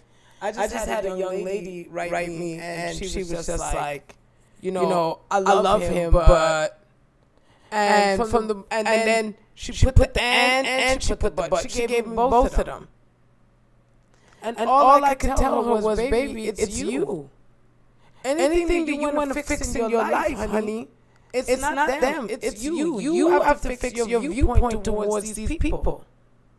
You have to fix the way you see them. Because that's God in flesh standing before you. That's the power of I am. They say I am just like you do. They have their energy just like you. And so what spell are you under that you are also casting onto others? Oh, you thought the spell was just on you. Well, look at that shit. What's up, Stassi? You thought that shit was just see, slick. You slick. You were just trying to keep it on a one-way thing. No. Nah. There was a spell that was cast on you by it could be your parents, it could be your school, it could be your religion. There's a lot of things that can cast spells on you now. And then what you accepted, that was also another spell. I want you to know that there's a few spells going on here. It's not just one little spell. Because there's a spell being cast on you. That's the recession, depression, that's the mind, the control, this, that's all that energy. That's being cast upon you. You're not good enough. You don't have enough. Right? And then all those spells are being cast on you. And now which ones are you picking up? Which ones are you picking up? Oh, you're picking up the not enough spell. Okay, you're picking up the lack of love spell. Okay, what spells are you picking up for yourselves? Okay, you guys are just running around on the field just picking that shit up like raindrops. You're picking it up like you got a bucket and you're just running around like, ooh, you know what? This one seems shitty enough. Let me grab this one. This one right here. Oh, let me grab that. Oh, if I don't grab something good, I want to have I need at least one good thing. And you guys are running around on the field casting and just picking up all these spells. And now you know what you're doing? Now you're taking the spells that you picked up from the world's mind. That's from everything that was over you. Right? Because your parents were only teaching you from what they accepted from the world's mind. And now you're passing it on. Now you're sharing it with your family. Now you're taking those spells and you're casting those onto your children too. So every time they go outside, oh, you're gonna catch a cold. Hey, hold on, calm the fuck down. I can catch a cold, and it's sunny and bright and hot outside. When my mind is overrun, that's when that happens. It's not the weather. It's the mind. So what spells are you putting down on your children? What spells are you bringing into your relationship? Because now your girlfriend's going through problems with her man. So now you're taking that spell that she then gave to you because now we're sharing the shit too. Don't think we're not. We're literally sharing all of it. So now you bring the problem from your girlfriend into your relationship, and then you start looking at your man sideways like, you doing that bullshit? And you probably doing the same shit that Tony the man is doing. You probably doing the same stuff that fucking Charlie's wife is out here in these streets doing.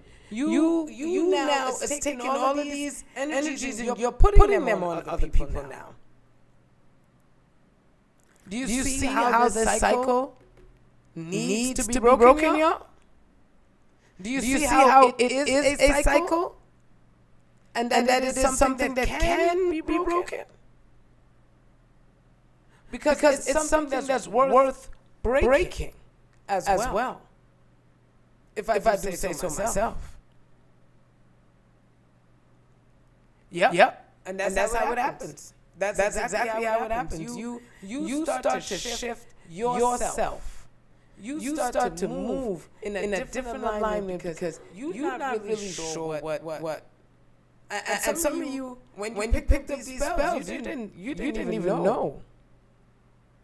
You didn't know that lack, that yelling, that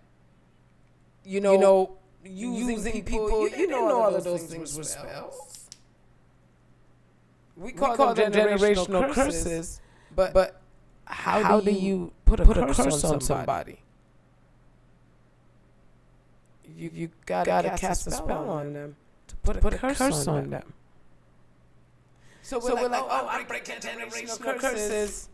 I'm breaking generational curses. Okay, break the generational spells too. Don't just break the generational curses, break the generational spells. Don't be a spell thrower, and don't be a curse catcher. And you'll be able to find a whole lot more power in your life. Because happy people don't do fucked up things. I've seen it. I've experienced it. I know it. Happy people produce wealth. Happy people don't cheat. Happy people don't lie. They don't need to. Happy people don't steal. They don't need to. Happy people don't do those things because they produce wealth. So whatever spell you under from the world's mind, from your mind, that you've been sharing to other people's behind, let's fix that right now, please, folks. All right. I'm fixing my mess. Come on now, write it in the chat, y'all. Because when I'm writing it with y'all, some of y'all write faster than me too. I know y'all some of them right. That's why I be trying to write it, see, and then say it. Some of y'all fast. I'm fixing my mess. That's right. I am fixing my mess. I am fixing my mess. Whatever you've taken on from the world's mind, you've accepted in your mind, and you're sharing to my behind. We fixing that mess today. I am fixing my mess. So whatever lacks and limitations that you feel you have right now, that's part of your mess. And what we doing? I'm fixing my mess. I'm fixing it. I am fixing this mess.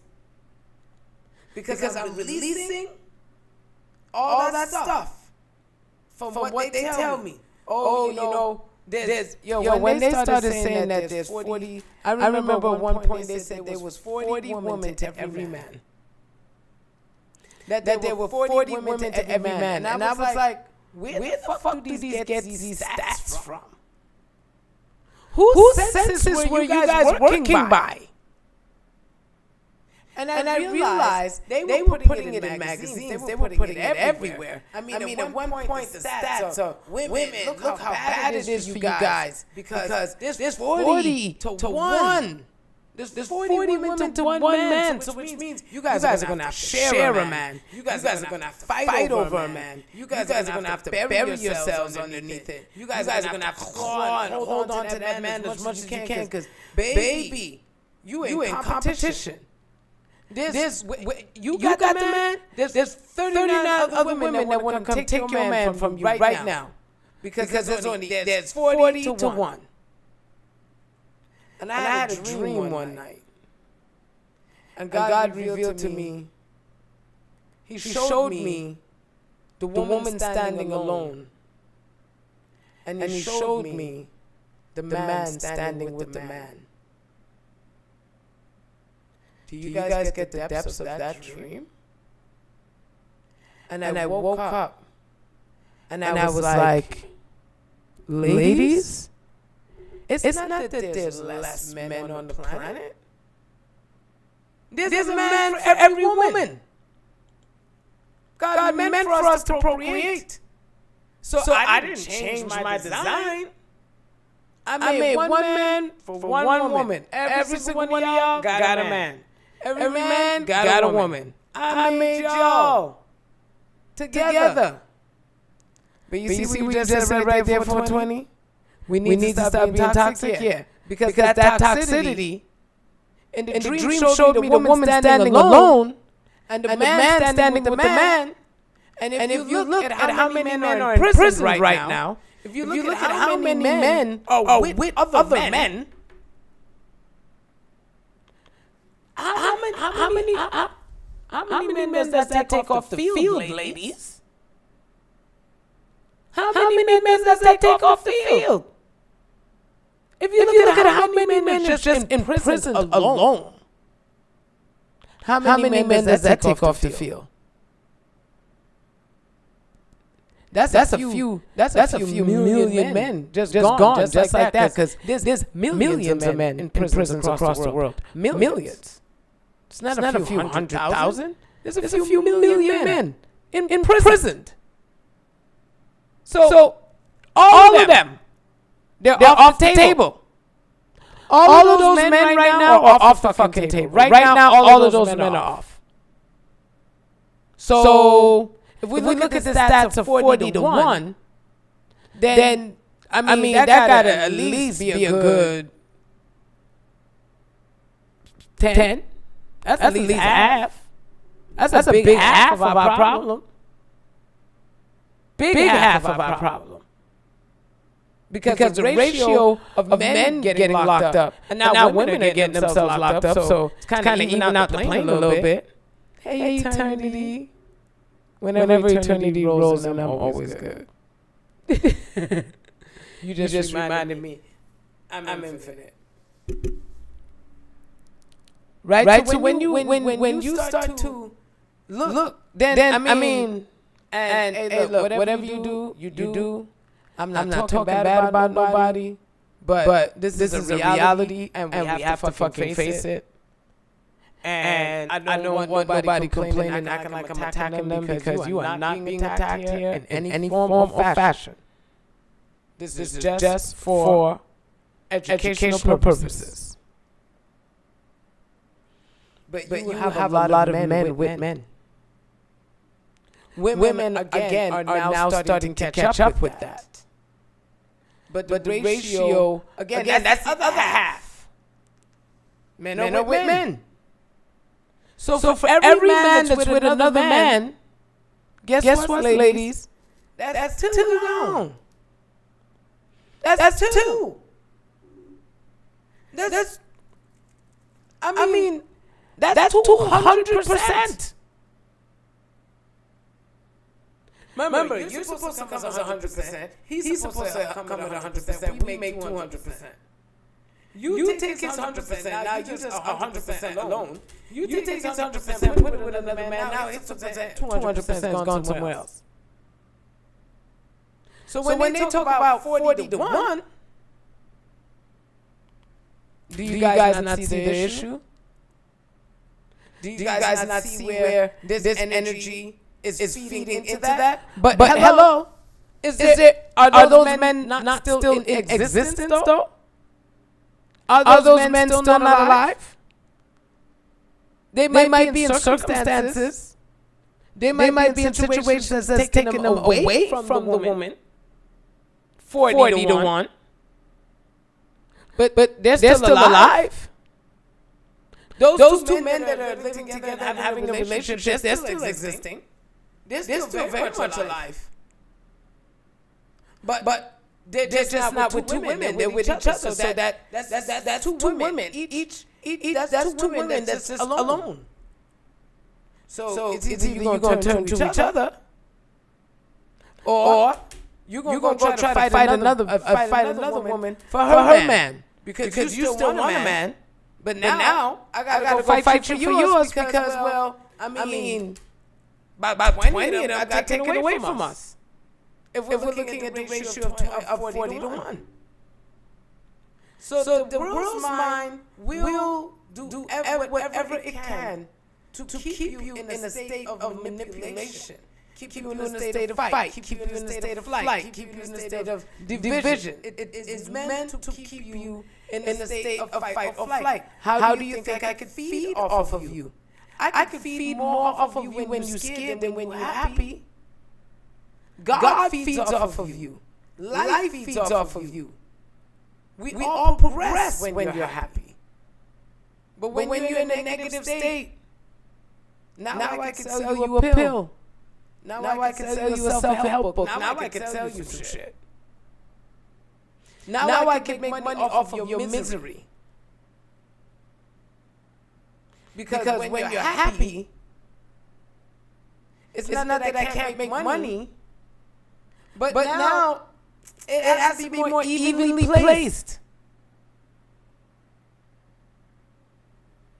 Be careful of the spells that you have, that you cast upon yourself. from the world's mind, what you have been sharing with others, and make sure that you understand the power of what you're doing. Because when you understand the power of what you're doing, then you can have power. You have to understand what it is that you need to release first. Because here's the thing, these things come up. As you start talking about being rich, the brokenness starts to come up. As you start talking about love, the loneliness comes up. Whatever it is, as you start talking about this thing that you want, the thing that's been sitting inside of you all this time, holding that fucking space, has to come up. Hey, Danny. It has to come up. All that energy has to come through. So if you think that you're going through this journey and I'm rich, everything that makes me lack in any which way or form is punching me in my face in the most beautiful way. Not in a painful, violent way. People fucking TikTok, stop your bullshit. It is soothing me. It is opening up my eyes. I've tried to figure out other ways to put things. Before you couldn't say kill, now you can say kill. But now you can't say punch. You see, everything is so fucking one way or another. They fuck with your free speech. But those negatives are coming up so that I can be free, so that I can be open, so I can be alive.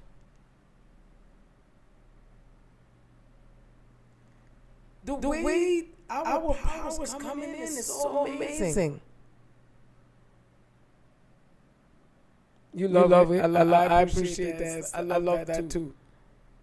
When you get into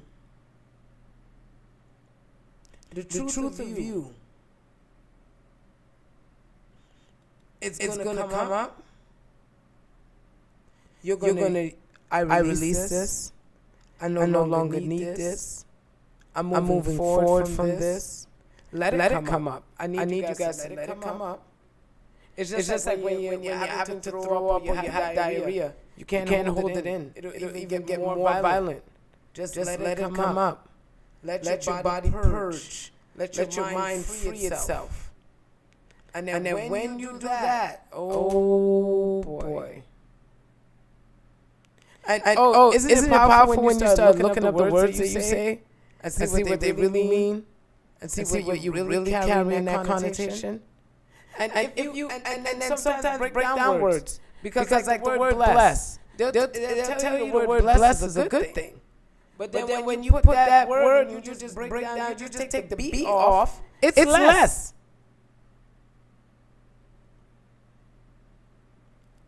So it ends up not. You say because it's not a good thing. Absolutely unequivocally it is not. So just understand, y'all, that the words out of your mouth is vital. The energy from you is vital. Everything about you is vital. Everything about you is powerful. Even if you don't understand the power that you have, everything about you is powerful. And you need to start being very careful, aware, and understanding about what it is that you're doing, because if you're not, you will find yourself in some hot water that you really don't want to be in. You will find yourself in hot water. You will find yourself in a place that makes you feel the way you feel right now. If any of you are feeling less than, if any of you are feeling just unsecure, unsure, any of you are feeling anything negative right now, I want you to know it's you. It's you. And that's okay. It's okay. And that's why I need you guys to understand. It's okay. It's okay for you to Let it come up. It's okay for you to release it. It's okay for you to be free of it. It's okay. So I appreciate you guys for letting this go today, because y'all need to release. Release the world's mind, limitations, your limitations, and whatever limitations you're putting on anyone else, take it back. Return to you what is yours, and send them back what is theirs. You said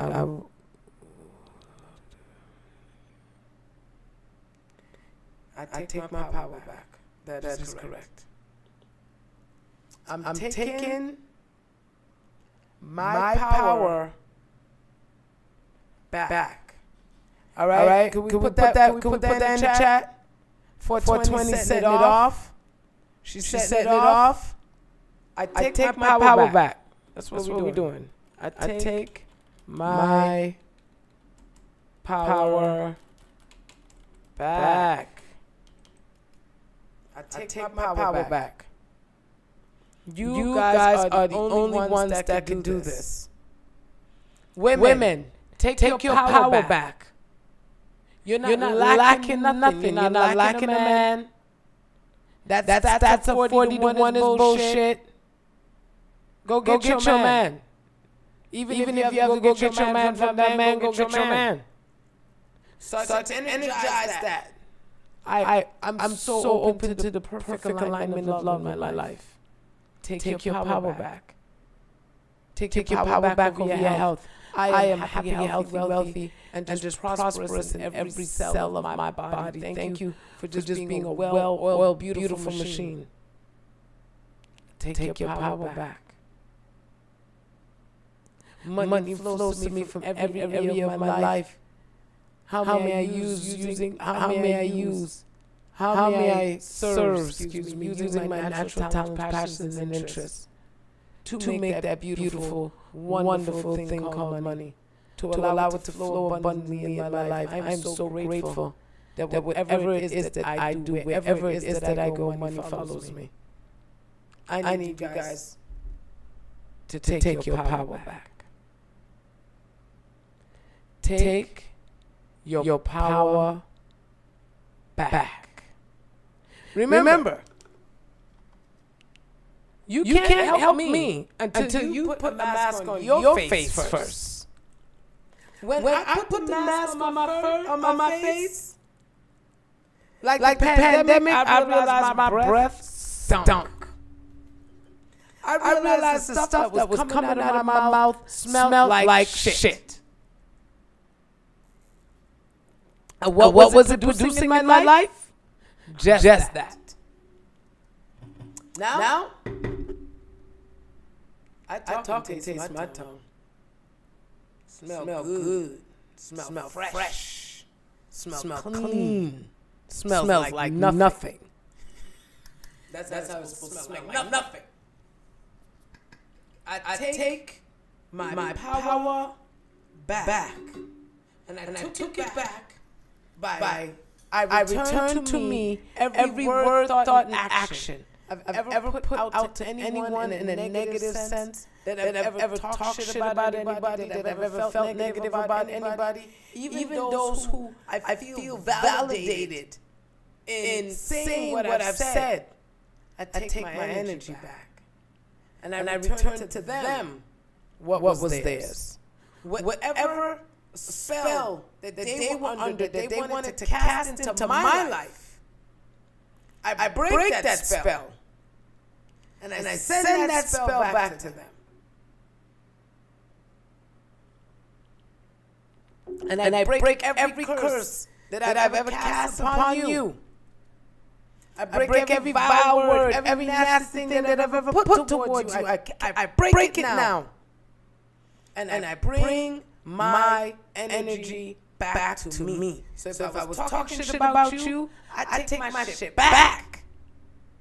Any negative word that I ever said about you, I don't care who the fuck you are, I take my shit back. Because when I take my shit back, I take my power back. That's how you take your power back. Because you start taking all the shit off of everybody. Oh, but this person said this, that person did that, and this person did that. I hate when they do that. Just because you're commenting, I guess, I don't know. I don't know what the problem is, girl. That means you got too much power going on for yourself, girl. We gonna get it.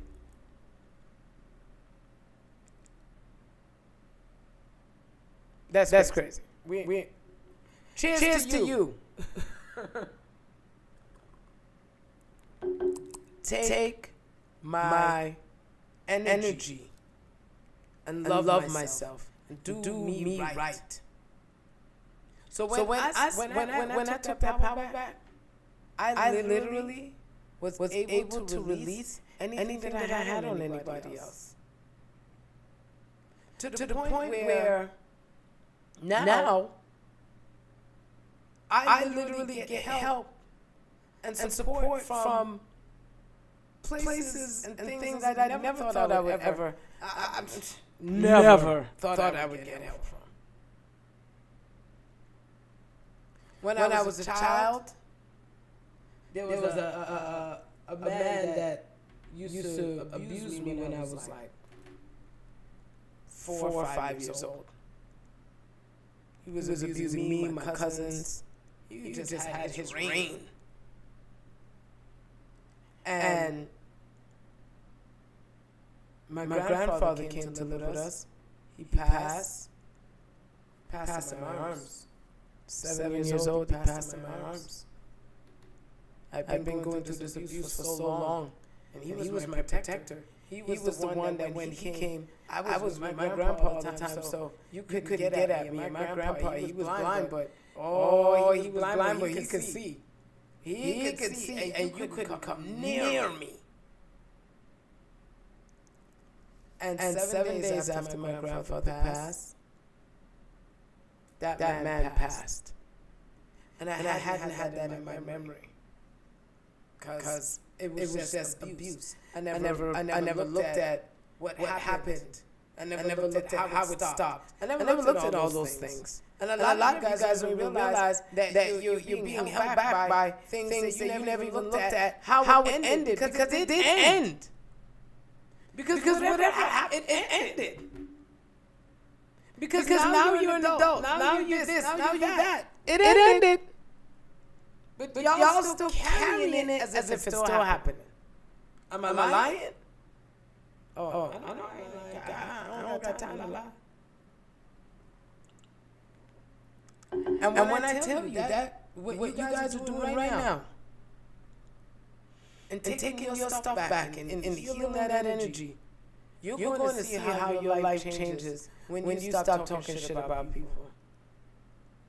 When you just stop, it's going to change your life. When you stop talking shit about yourself, it's going to change your life.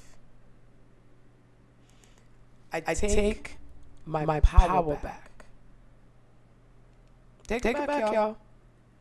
Because nobody all took right, it from naturally you. the question, Reverend, how You do I gave it away. condition my mind for money? How do I do it? I'm sold on the idea that I can. Now just tell me exactly how do I do it. All right, I'm going to give you some of the ways and means. Number one, by thinking positively about money. And talking positively about money. May the words of my mouth and the meditation of my heart be acceptable in thy sight, O Lord, my strength and my redeemer. In other words, may I think in my favor. May I speak in my favor. And cross-examine yourself also with these questions. Am I thinking in my favor? Am I speaking in my favor? What spells are you casting on yourself? Again, the scripture says, life and death are in the power of the tongue. Oh, if you only knew the power of your tongue. If only you knew. You'd bite it more often.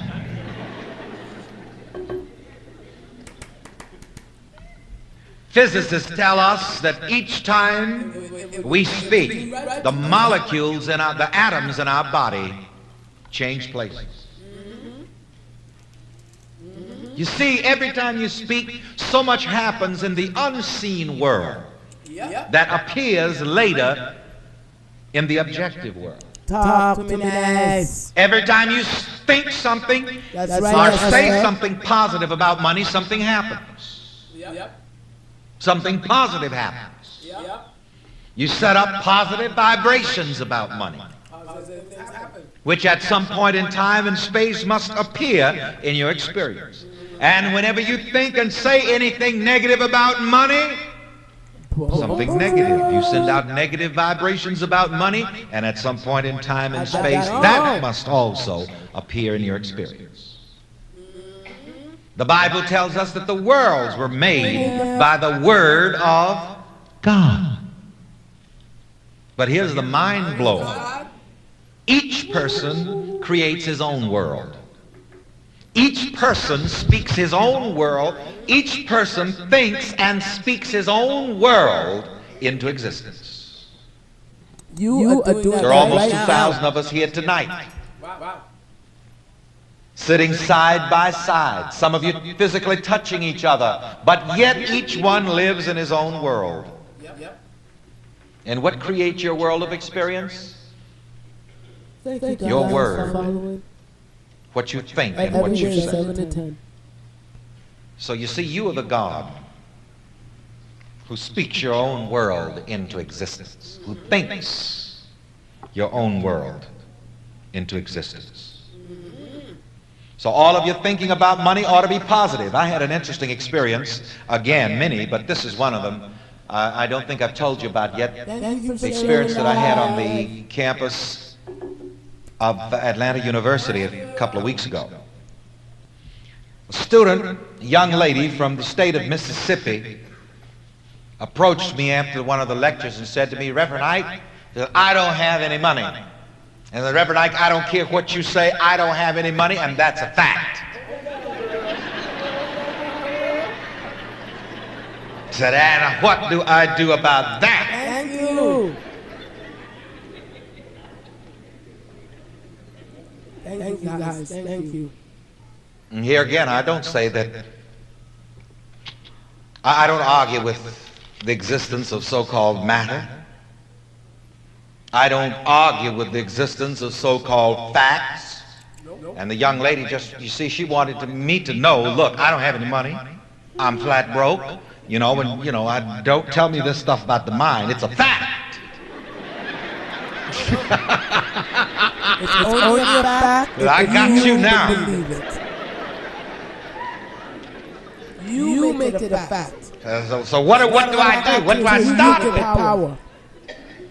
I said, well, whenever there is a negative fact that you face, do not think and speak the negative fact, but find out some positive statement to make about every negative situation. That part right there. I said, and here it is. Here's the Right cure. there. Here's the answer.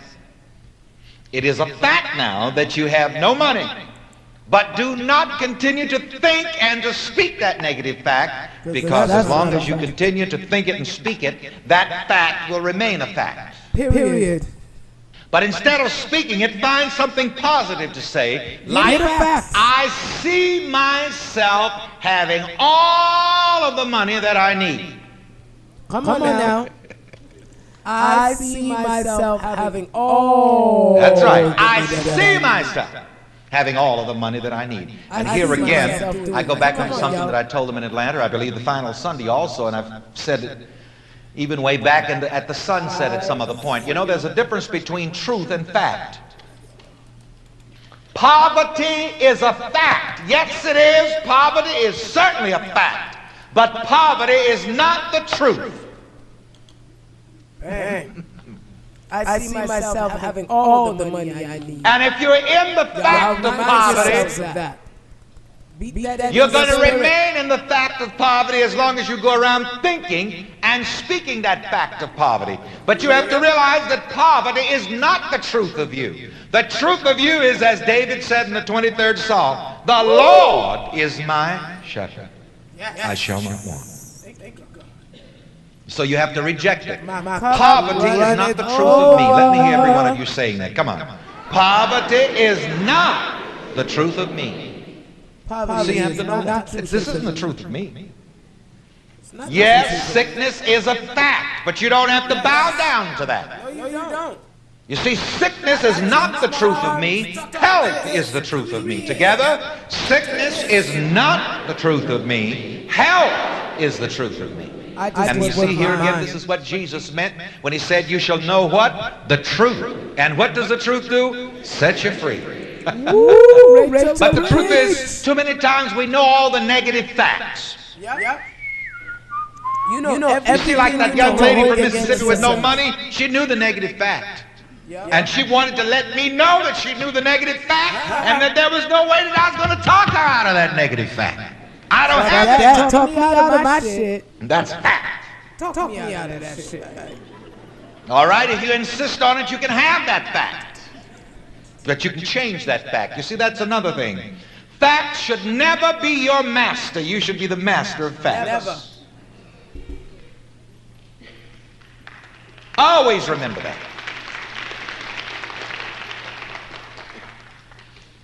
And you can change anything that you can change your mind about. I can change anything that I can change my mind about. Together, I can change anything that I can change my mind about. If I can change my mental vision from the fact to the truth. Yes, unhappiness, for example, is a fact.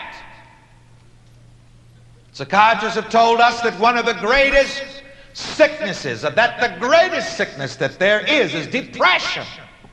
People who feel low and blue and sad. I was talking to y'all about that. Discouraged, disgusted, lonely, depressed, oppressed, suppressed, and unpressed. I can change anything I can change my mind about. And those are facts. But you see, unhappiness is not the truth of me. The truth is that the joy of the Lord is my strength. And I must know this truth. And this truth sets me free. It sets me free. Had quite an interesting session with the writer who's handling the editorial work on my autobiography today, talking about my early experiences and so on and so forth. But you know, even while I was experiencing the fact of poverty, there was something in me that knew better. Yeah. There was just something in me that knew better. That's right, Robert. You know, it's like the prodigal son. He was in that far country. But there was something in him that knew better. And the Bible says he came to himself, his true self. It pays And you off. see, we only experience these negative things when for some reason or the other we get away from the true self and get lost in the world of facts. Yep. You see, you have no business getting lost in the world of facts. Know the truth and be free. You see, because in fact there are poor people, but in truth there are no poor people. There are only people who do not know their riches in God. God does not have any poor children. Only children who have forgotten that they're rich in God. Yes. You just forgot who you are. The only problem that you have right now, the only issue that you're having right now in your life is that you forgot who you are.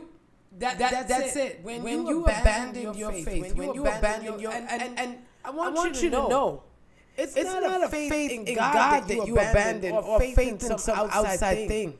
You abandon your faith in yourself. Now that you have recaptured that energy within you, now that you're bringing that energy into being for yourself. Not because no one's telling you to or trying to take it away from you, but because this is what's beating in your spirit to get done for you.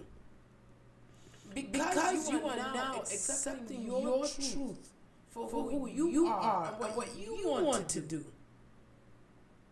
Now you can now release those barriers. You can now gain back your faith. Because you just forgot who you were. And when we abandon our faith in ourselves, through low self-esteem, through overthinking, through anxiety, through depression, when you start to abandon you, that's when you enter into hell. That's when you create hell for yourself. And at no point in time were you ever supposed to be in hell. You were only ever supposed to get your cup running over from your heavenly connection, from that heavenly guidance. You were never supposed to be in a state of lack. Change your mind right now. That's literally all you have to do. Is change your mind right now. All right? How else do I condition my mind for money or for whatever I want? Good for you. You condition your mind for whatever you want by loving the good which you desire. Yes. And yes, I'm going to say point blank, if you really want to have a good experience with money, you have to learn how to love money positively and correctly. Now there I said it, Paul. You got to. You have to love yourself, love your money, love your life. You have to love Yes, he does hear me. abundantly and correctly. Yeah, he had to straighten Peter out, and I had to straighten him out, you see. Thank you for following. Thank you, guys. I want to say this again, and I'm going to spend some time on this because this is a touchy area, and this is where religious people lose out with the money thing. You have to love the good which you desire positively and correctly. So if you really want a balanced, successful relationship with money, you have to love money positively and correctly. But you notice in all of my prayer treatments about money, I'm always careful to say what? I do not serve money. Money serves me. Period. See, and that's the balance. That's the trick. You see, now once you start serving money, that's where the evil comes in. As a matter of fact, once you start serving anything, that's where the evil comes in. But everything should be loved in its place. And I was so glad to come upon that Irish proverb some time ago, which I shared with you. And money swore an oath that anyone who did not love her Would not have. should never have her. She said, bye, fool. You know, I did those sermons like money is a woman.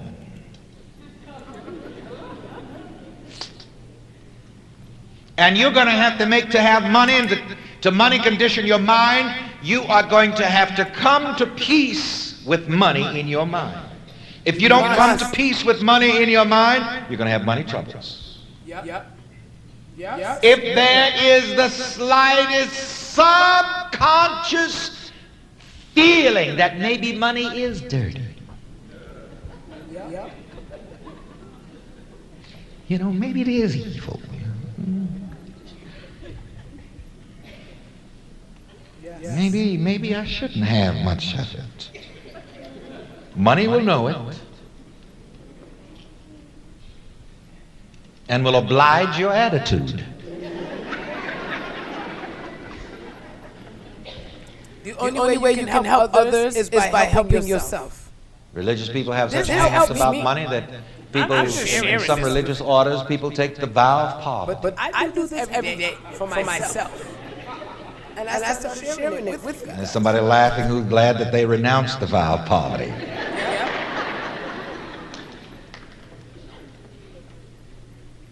I'm poor for Christ's sake. If you're a child of God, it is impossible for you to be poor. Woo, say that to yourself. How can a child I be am a innocent? child of God. It is Have lack. impossible for me to be poor. Not if you have the right understanding. So I've taken a vow. I've taken the vow of wealth. I swear I'm through with poverty.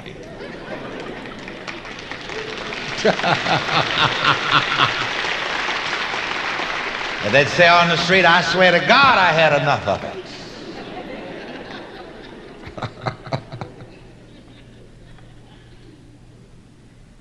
Be sure you keep your relationship with money balanced. And you must let money know point blank that you love it and that you understand what the relationship is. Yep. And you must get to that point so that money loves you. You see, that's a point when your mind is really money conditioned, when you get to this point so that money loves you and just won't stay away from you. Every time you look around, here it comes.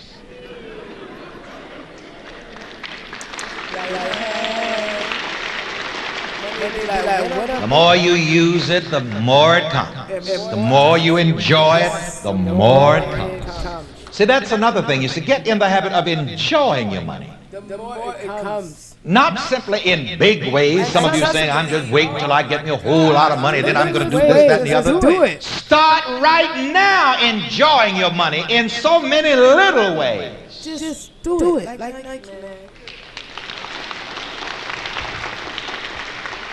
If you buy yourself a 5-cent piece of candy, make it your particular business to enjoy it.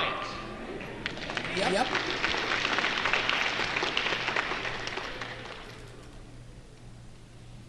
Coming through the toll gate here the other day, I noticed it had gone up from a dime when we first moved to this building to 50 cents. And the intellect started to grumble, and then I reminded the intellect, you remember what Reverend Ike said. Reverend Ike says, instead of grumbling about these prices, say, I give thanks for money to buy whatever I need. So I said, I give thanks for this 50 cents to put in here. So I want you to start learning how to enjoy your money, even in small ways. Whenever you use money, if it's to get on the bus or the subway, enjoy the fact that, well, I have this 50 cents or this 75 cents. I have this 15 cents for a package of chewing gum. And I'm enjoying this. And you see, if you learn how to enjoy money, you establish a love affair with money, and then money will love you. Yeah. And stop packing back money for rainy days. Fuck a rainy day. I don't pack for rainy days anymore. You know, I've told you about that time and time again, because you see, if you're saving for rainy days, you have given your mind an order, let it rain. Yep. And I told you about the minister, and this is not just a parable, this is a fact also. A young man who had some type of illness and went to the hospital, and so when he got out, he said, you know, I sure learned a lesson that time. He said, I didn't save up any money. He said, when I get up from here and I go back to work, I'm going to save up some money so that the next time I get sick and go to the hospital, I'll have some money. So he got well and went back to work and worked like hell and saved up his money so that the next time he got sick and went to the hospital, he'd have some money. And sure enough, the next time he got sick and he went back and he said, oh my God, it sure is good I saved up this money. Help pay my doctor bill. He made himself. And so he got up from there again and he worked like hell again to get some more money to save up so that when he got sick and went back to the hospital.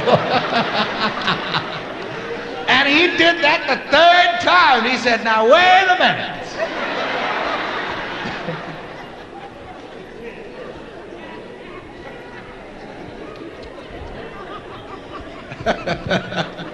You see what he was conditioning himself for? What was he conditioning himself for? To get sick and go to the hospital.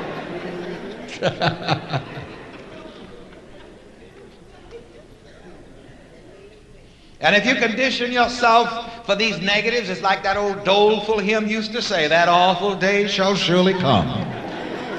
That appointed hour makes haste.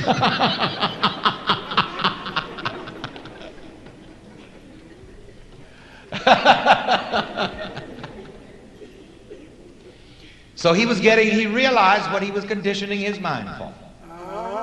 Now, I'm not talking about throwing your money away. You should have some extra money, and everybody should have some money making money. As I told you, if it only starts with a $5 savings certificate. And be sure that every one of your kids has some kind of an interest-bearing account. Immediately after the birth certificate, get a savings certificate. Immediately. Don't let the ink dry on the birth certificate before you get an interest-bearing certificate. If you're going to give a gift to a newborn baby, that's a good thing to give. Fix it so the mom and daddy can't cash it. There's that. And yes, we do You want to give it and hold it in trust. Good job, 420. Because Oh, that's right. on the subconscious That's level, this will educational give the infant, the child, I love prosperity vibrations. Because we all learn more, and children, of course, learn more by the subconscious process than by the conscious process anyway. A lot of the things that we have accepted as fact, we really do not consciously know when we accepted it. Like most people, for example, don't know the moment when they decided that someday they're going to kick the bucket. Yet every one of you are thoroughly convinced of that, but you don't know at what particular moment you came to that. I don't have a fucking clue when you can kick the bucket, but sure you will. And that's some shit. You don't know when.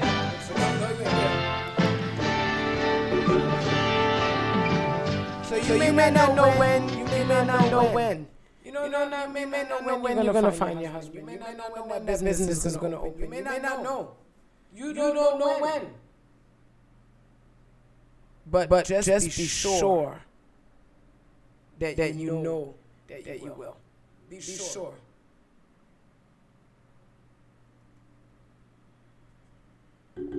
Look at you, very smart investor. I like it. And that's what your money is making you money. You guys have such a beautiful opportunity today to be able to rise, shine, and just do something phenomenal with it. Take it and do something phenomenal with it. Remind yourself that and get your money back. You know what I'm saying? Get your money back in your life. Because here's why you don't have everything. Here's another technique for money conditioning your mind. What's your mindset?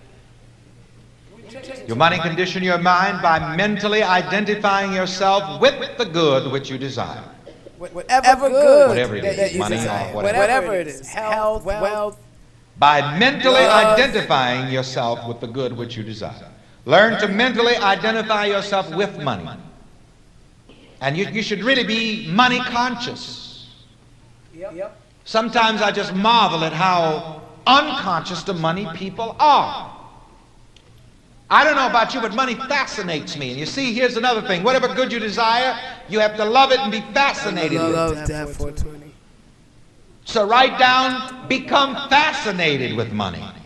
Become fascinated. See, money fascinates me so much that I'll never pass a bank without noticing it.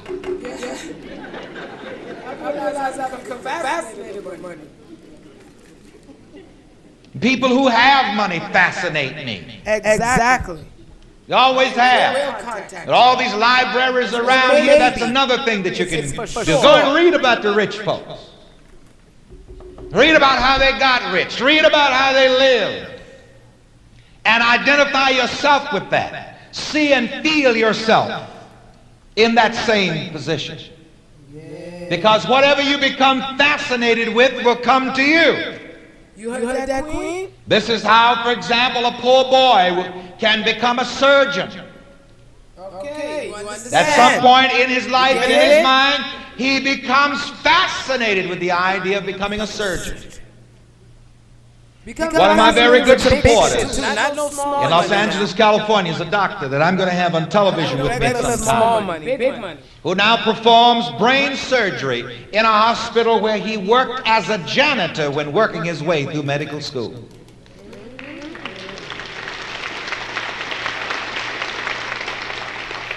And I dare say every janitor in that hospital could become a surgeon if they would become fascinated with the idea. You see, there are two ways in which you can take your so-called negative experiences. He could have gone along saying, well, I'm just a janitor, I'll never be nothing but a janitor. But when he saw the surgeons walking up and down the hall with their white coats on, and stethoscopes dangling from their necks, To the word damn. he identified himself with those doctors. He became fascinated. Again, whatever you want to be, to do, and to have, become fascinated Yes. with that. Become fascinated with successful people. Buy those town and country magazines. Read about how these people live, what they do, and how they do it. Whatever you become fascinated with, you will become. You will accomplish. And I can't be too redundant about that. Because here again, these sessions are not just simply lectures. These are conditioning sessions. And I'm deliberately trying to program you. And so I may repeat one sentence over and over again. But if you get just one sentence of positive thought in your subconscious mind, it will do you unlimited good. This is why I send out these success ideas every month. If you work with these ideas in your mind, you'll get results. All right. Identify yourself with the good which you desire. I've told you this before, and it bears repeating again. I remembered when I first came to New York City to work my way through school after I'd graduated from high school back south. I'd never even attended a high school with running water toilets. And I came to work my way through 4 years of Bible school. And I remember the first time that I was walking along Central Park South, which is an uppity crust neighborhood. And it was like a new world to me. Looking in through the Austrian shades at the casino on the park. Looking in at the candles burning in the Edwardian room in the plaza. Seeing the uniformed doormen standing at the doors. And in those days, Central Park South was just rife with Rolls Royces. The majority of Rolls Royces I see down there now belong to me.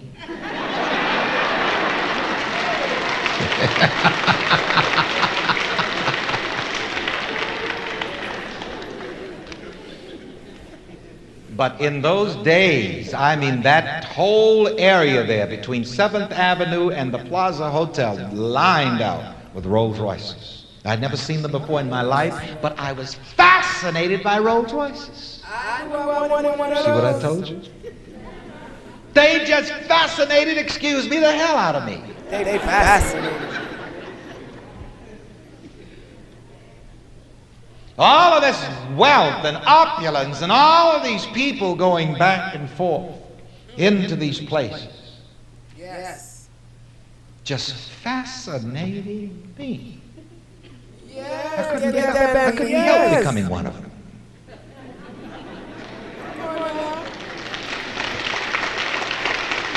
Because I was fascinated and I identified with that. Now you see, there's another way in which some people walk up and down that same strip, and what do? They curse the rich. Boy, these people, all the people around here starving, look at them. Yeah.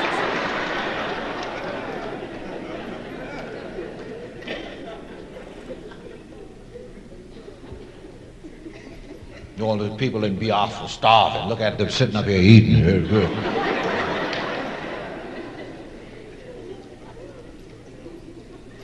Like the first of this year out in Los Angeles, I don't know whether you all were stupid enough to do it back here, but in Los Angeles the churches got together. Some group of churches, council of churches or something, that's why I don't bother with them. It said, now all these starving people in the world, let's have a week of sympathetic hunger. That's right. Let's have a week of hunger to sympathize with the starving people in the world. And I just said publicly now, how in the hell is it going to help those other folks starving if I starve with them?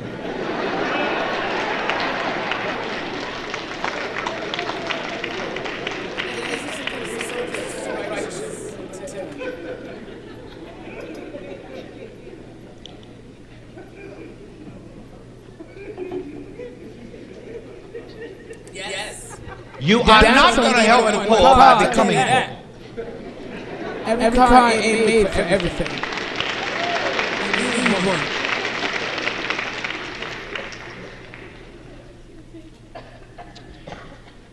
Sometime last year also when I spoke at Harlem Hospital and created such a ruckus,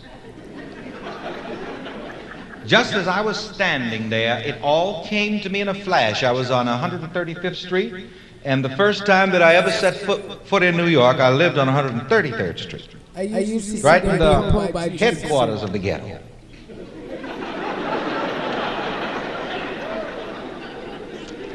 And so I just managed to mention it, you know. And I said, well, you know, I said, this is my old neighborhood. This is the first neighborhood I ever lived in when I came to New York. So somebody over in the other corner said, hey, is this that way you learn to hustle?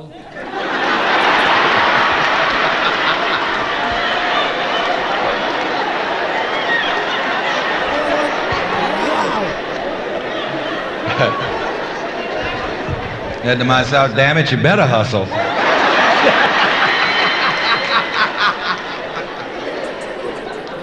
Another lady got up and said, well, says, you know, I don't really have anything to ask Reverend Ike. Says, but you know, says, I've watched him just like I watched these others come to the ghetto and get rich and move out and leave their followers behind to grope blindly.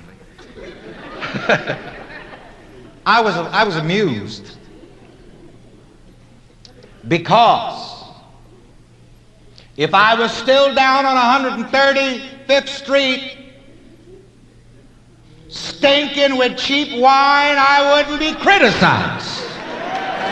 See? Nobody would criticize me.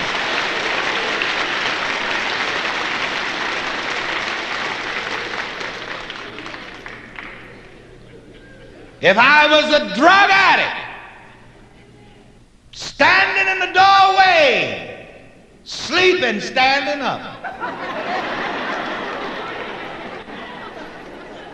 And I often wondered, how could those people sleep standing up?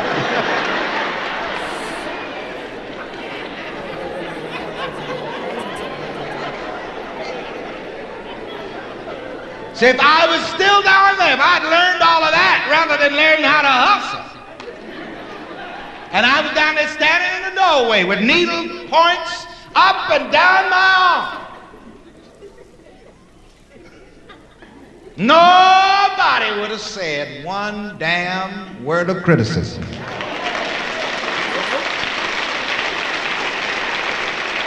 Except look at that old black man. Yes, they are. Oh, it's just like Art Linkleiter used to say on his program, people are funny. That's why you see you have to overcome people if you're going to be successful. You gotta overcome them. That's why Jesus said, I have overcome the world. You have to overcome the world. I overcome the world. You have to be sure that you are right. Yeah. And be honest with yourself, and then you'll be honest with everybody else. And just get to that point where you don't give a damn what people think or say. Because I often think of that, and I thought about that today as I was speaking to the gentleman who's editing my autobiography. And see, that's why criticism doesn't bother me. And you're not going to be too successful as long as criticism bothers you. You'll be mediocre. You'll be anywhere from a failure to mediocre as long as criticism bothers you.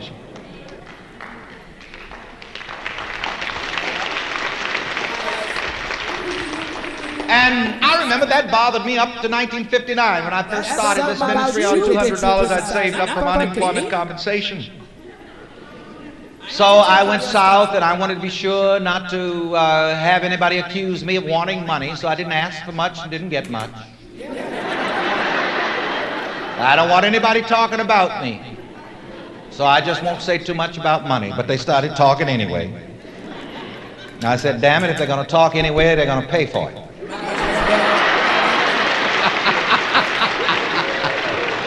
I'd rather them talk and I have something than to talk and I have nothing to show for it. It's just like old Liberace, you know. It said Liberace. Somebody went to Liberace and said, Liberace, did you hear what they're saying about you? They said, yes, I enjoyed, laughed about that all the way to the bank. Whatever you say is making me rich. Go ahead.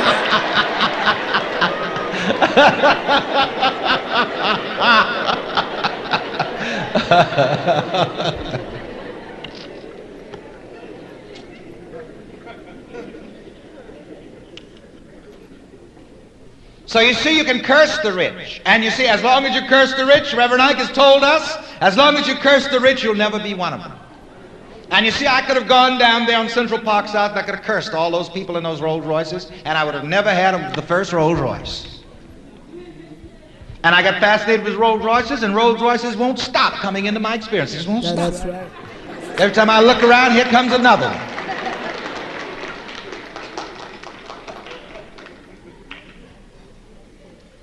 Like, for example, about 5 years ago, there's one Rolls Royce that we bought for $25,000, and now it's worth from $85,000 to $125,000. See, those Rolls Royces are not just money spent. Those are some of the best investments that you can have. Cars are investments. Most cars are not investments. But there is those cars that are really that's just a great thing for you. So you get fascinated with the good which you desire. You ladies and you men, get those men's fashion magazines and get fascinated with those models and those fashions. I like that. I usually keep magazines open all on the floor around wherever I am. If you want to change your physique, that's right. When you're happy, have models around you, you can the kind of manifest physique anything that you're interested in having. Become fascinated with that. Yeah. And I can't be too redundant about this. Say with me, be fascinating. Be fascinating. Say it again. Be fascinating. Say it the third time. Be fascinating. All right, you remember that. Whatever you want, just become fascinated with it. Yes. And identify yourself with those people who are being, doing, and having Be fascinated. the good which you desire. And I want to hear, tell us some more of you going to those lives. It's helping you and doing great things for your I was body. in Pittsburgh overnight last month. So the Carnegie Museum and Library and so on. Andrew Carnegie, one of the successful industrialists of bygone years that I'm fascinated with, and I'm going to go back to Pittsburgh just simply to go through the museum and look around. I had the pleasure also, since I spoke with you last, to go to Birmingham, Alabama, to be the keynote speaker for A.G. Gaston Day in Birmingham. If you remember, I'd never met him, but I'd speak about him. You see, I became fascinated with him. And who do you think was invited to come to be the keynote speaker? The state of Alabama declared A.G. Gaston Day. There's a black man in Birmingham that's been a multimillionaire for decades.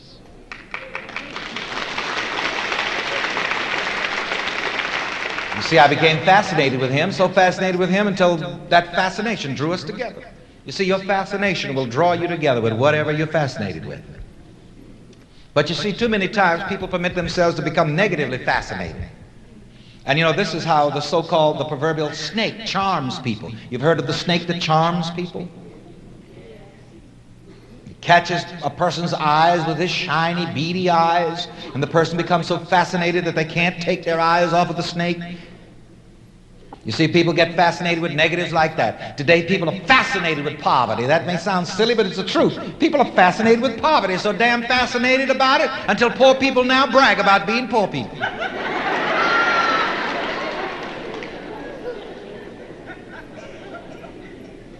And want people to pay them for being poor. And never get enough. Yeah, but proud of that. We poor people. And give us some more welfare. We poor people. Yes, we are. We're poor people. We are. Fascinated with poverty. People are fascinated with sickness. This is why a whole lot of these little old ladies never get well. They're fascinated with their sickness. The human mind, the human world mind is fascinated with negatives anyway. That's why you've got some of these movies that you have out today. And some of these television programs. People fascinated with trouble. That's why you have these television serials like Dark Shadow and Edge of Night.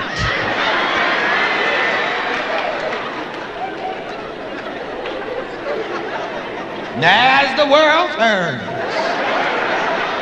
people are just fascinated. People are fascinated with horror and terror.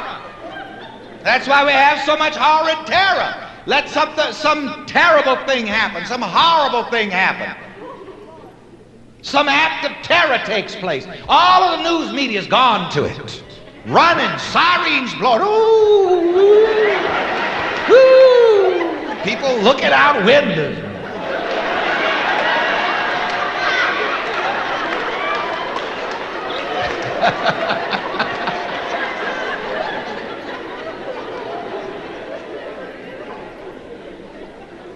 And these television programs are trying to outdo one another as to who can depict the worst tragedy. Went to see the movie Love Story when it first came out some years ago. Well, Love Story sounds good, doesn't it? So, well, this got to do with love. I'm going to go and see it. A tragic story. It ends with some young girl just got married, dying of some incurable disease in the hospital. And this was the day when school was out in New York. And at the end of that movie, all of the theater was full of teenage girls. And at the end of that, it was just like a funeral. All of these hundreds of girls in there just fascinated by this tragedy. You better watch that.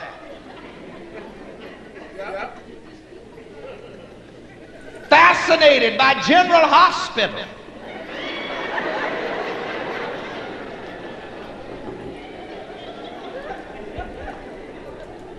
Fascinated by Boris Karloff. Let me tell you, the human world mind is a dog.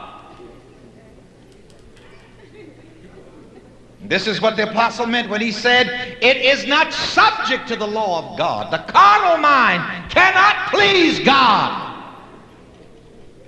because it is not subject to the law of God. Neither indeed can it be. This is why, again, to quote Jesus, he said, you must be born again. Born out of the world mind into the Christ mind. Born out of the poverty mind into the infinite mind. Born out of the sick mind into the well mind. You must be born again. You must get a new mind, a new heart. All right, so you watch the power of your fascination and ask yourself, what am I doing with my power of fascination? What fascinates me? When I see an accident on the highway, do I get all fascinated and slow down and pull over and look to try to see blood?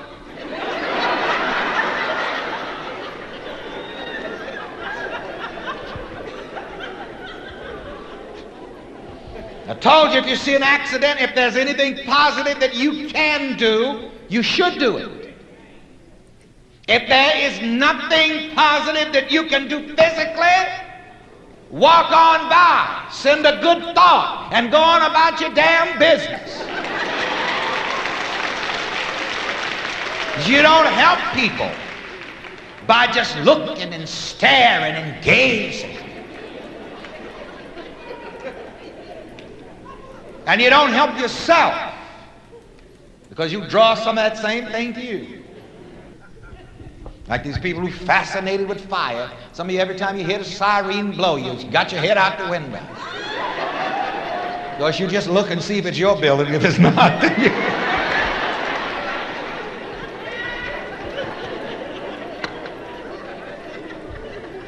It's like the minister was preaching one Sunday morning way out in the country, you know. And so the fire truck went by blowing the siren, and everybody got a little restless, you know. So the minister finally said, listen, he said, if you all are wondering where that fire truck is going, he said, don't worry about it, it's my house that's on fire.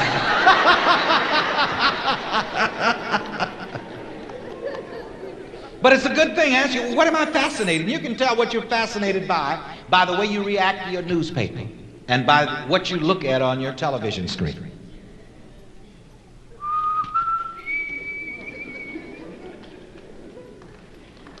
That's how you can test your fascination. Looking at these stories where it shows how, look how that man does that poor woman. You're setting yourself up for some of that same stuff. Since some of you women subconsciously, not knowing it, you're projecting that into your home. I'm so grateful you guys are here. Getting quiet now. Yes. You see, because once you take on the mood, the feeling of something, you're going to bring it to you. You are definitely going to create that in your life. You are going to create that in your Identify with the good which you desire. When you see it, bless it, love it. Yes. When you see people pass by in those big fine cars, bless them, love them. When you see people strolling down the street holding hands, bless them, love them, silently. Also, you condition your mind for money by opening your mind to money making. Yeah, you came to the right place, honey. We're so grateful that you are here, and you are conditioning your mind for money by opening your mind to money making ideas. So you walked in right on time, baby. Right Ideas. We're only about moving forward. Open your mind to money making ideas. We I'm going to give you this affirmation, and it's very simple, but it will work wonders. It is this: I open my mind to money-making ideas. Say that with me. I open my mind to money-making ideas. When you They talked poorly about Ike because they wanted you to stay poor. If everyone thought that he was smart and that, he wasn't a charlatan and all the things that they called him, then there would be, what Meek would we still have on the earth? He was preaching in the 40s, the 50s, the 60s, the 70s. No, from the 50s, because he was born in the 30s. Yeah, so from the 50s up until 2009, this man was preaching the gospel of I am, of the power of who you are. They couldn't afford for you to follow Ike, because then they couldn't sell you a book, a pill, or whatever the fuck they were selling you in place of him. He was awakening people to a truth. Don't you guys notice that when we really start talking truth in this place, especially with Ike, that they will try to block the lie, violate the lie, they'll do whatever they can. Because they know that when you walk out of here, if you are not alive, if you are not powerful, if you are not more aware of in tune of yourself, if you are not richer, walking out of this room, you weren't here. And just one week in this space, I've watched people change their minds, change their health. I've watched people do things, incredible things. And I want you guys know that you have the opportunity to keep doing that. That's what you're doing. Keep it up. do that, your subconscious just begins to pull in money-making ideas. And as I say, money-making ideas are so commonplace, you're walking over them all the time, but you just don't see them because you don't open your mind to them. There's some of you sitting in here right now who may not even have a grade school education, but you have multi-million-dollar talents. There's some of you in here, and I've told you this before, there are many of you in here that can fry chicken better than Colonel Sanders. But you see, he had the idea for merchandising it. And there's some of you here that can make hamburgers better than McDonald's. And that isn't difficult to do. I know it has. I'm so grateful for your life for changing.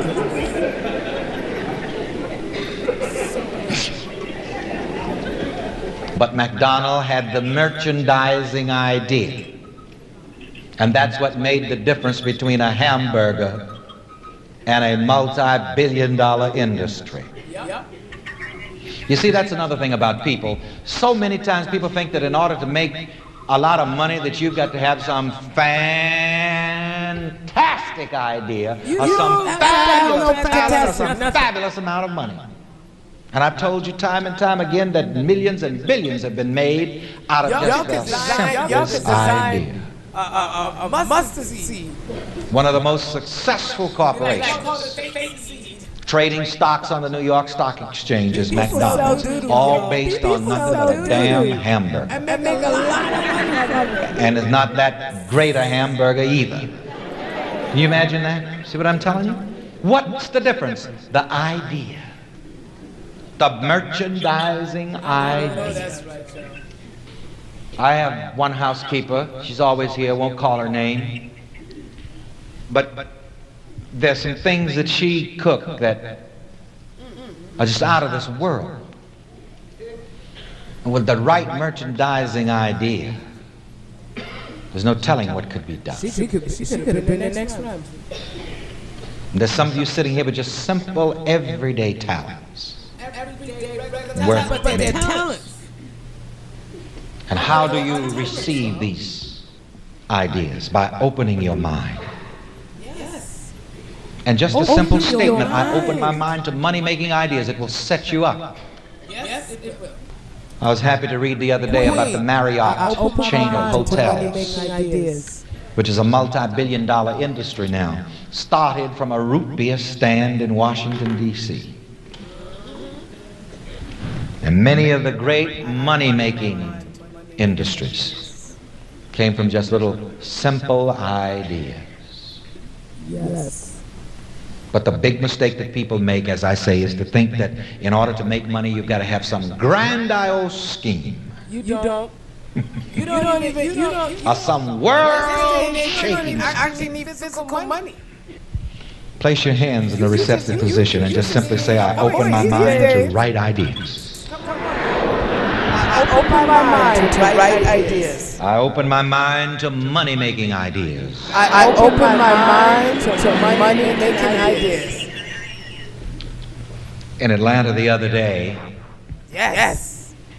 I tasted some peach preserves made by somebody in the kitchen.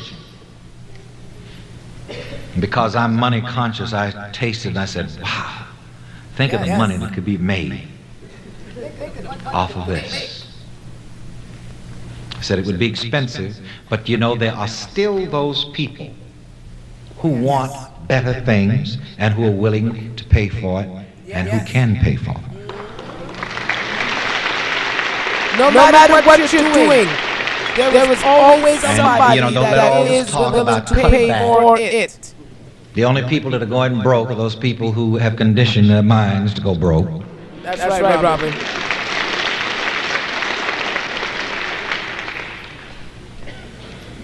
Only time you're broke, you can condition yourself to being broke. I was at the factory the other day in Detroit, the Cadillac factory, and they told me that last summer, they gave me the month, I think it was in the month of June. I went there somewhere in July, I believe, and they said that that following month, which was June, they sold more Cadillacs than ever in the history of Cadillac. Save the company. Black people are single-handedly. The teachings that I give you on this come from a different level of mind. It doesn't simply come from the intellect. That's why Cadillac got problem with black folks. So that's another thing that we have to do in conditioning our minds for what we want. Remember that it is a constant work that you have to do. This is what Jesus meant when he said, I must be about the Father's business. You see, the Father's business is keeping your mind conditioned for good. Remember that. The Father's business is keeping my mind conditioned for good. Together, Say it with me. the Father's business is keeping my mind conditioned for good. That's the Father's business. That's what the Father's business is about. The Father's Nothing business else. is casting forth the good spell, the gospel. You see, and I must do this constantly. All day, every day, 24 Because as I say, hours. from some direction to the other, your mind is definitely going to be conditioned. And the world mind will condition your mind for poverty, for sickness, for failure. This is why you must consciously condition your mind for health, happiness, love, success, prosperity, and money. Condition See, nobody your has to mind, teach you to be folks. poor. You don't have to put forth any effort to learn that. Plenty of people around that'll condition you for that. And you'll get that automatically. But to condition yourself for success and prosperity, you have to do some conscious work in that field. Let's stand now and have a good treatment. And I call a money-getting treatment. Let's get some money. A mind-conditioning treatment. Okay, let's get it. Matter of fact, let's just have a general mind-conditioning treatment for everything good. Yes. For health, Yes. happiness, Yes. love, success, and prosperity. We get activated for everything. Because these are the riches of life. In reviewing some of the upcoming television programs before coming here tonight, one contains that sermon that I preached all over the country this year, how to be rich in every way. Is about keeping your whole And mind again, the riches conditioned of for life good. I define as health, happiness, love, success, and prosperity. And money. Yes, God. Now, this is not something that you do just every other day. Because your mind is constantly receiving and transmitting. You remember that. Constantly. All day. And your mind receives that which is like unto its thought. Yep. Place your hands in the receptive position. This is reception. Put your hand. And repeat this with me. This is reception. Right here and right now. Right here and right now. I consciously condition my mind I consciously condition my mind for the good which I desire. for the good which I desire. Right now, I condition my mind for health Right now, I condition my mind for health. by recognizing that God in me is my health. Right now, Right now. sickness is not the truth of me. This is not the truth of me. Health is the truth of me. Health is the truth of me. Soundness of mind is the truth of me. Soundness of mind is the truth of me. Feeble-mindedness is not the truth of me. Feeble-mindedness is not. Forgetfulness is not the truth of me. Forgetfulness is not the truth of me. God has not given me the spirit of fear. God has not given me the spirit of fear. God has given me the spirit But God has given me of power and of love power. and of a sound mind.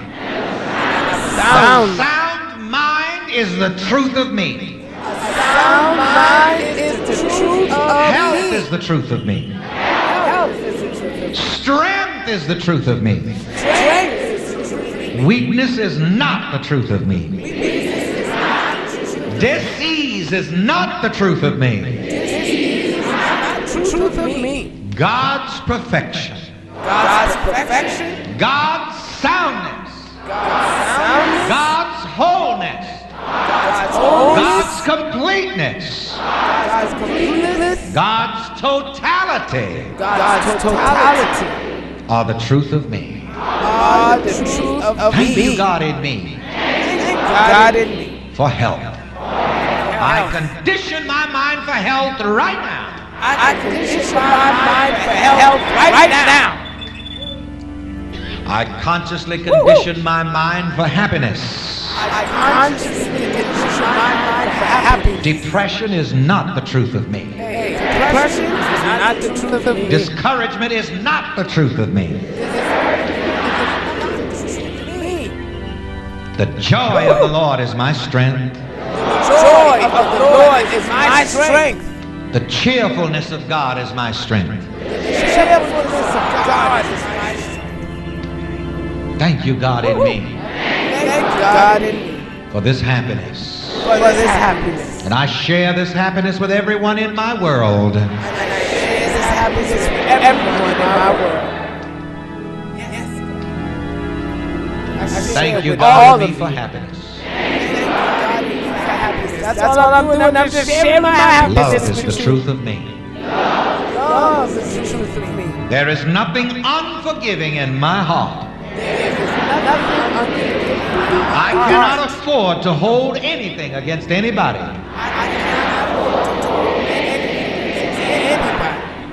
I cannot afford the results of unforgiveness. I cannot afford the results of unforgiveness. Love is the truth of me. Love is the truth of me.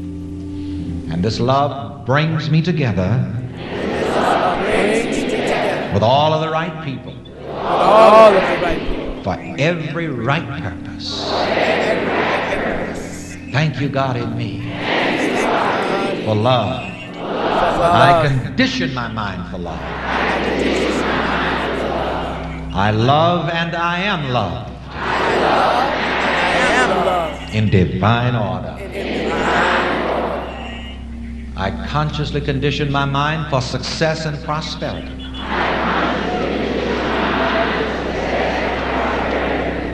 Success is the truth of me. Prosperity is the truth of me. Prosperity is the truth of me. I have nothing to do with failure. Nothing to do with failure. I have nothing to do with poverty. I have nothing to do with poverty. Lack and limitation are no part of Yes, for lack and limitation are no part of me. The Lord is my shepherd. Lord is my shepherd. I shall not shepherd. I shall not want. Success is the truth of me. Prosperity is the truth of me. I am the one that the Bible speaks about when it says, whatsoever he doth, it shall prosper. Woo! Money is the truth of me.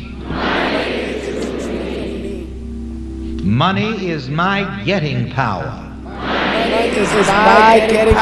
Money is the getting power of my self-awareness. Money is the getting power of my self-awareness.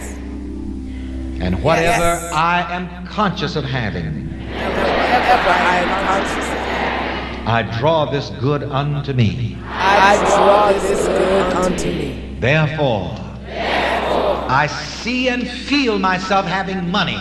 I see and feel myself having a lot I of see money. and feel myself having more money than I have ever had in my life. I see and feel myself having more money than I've ever had.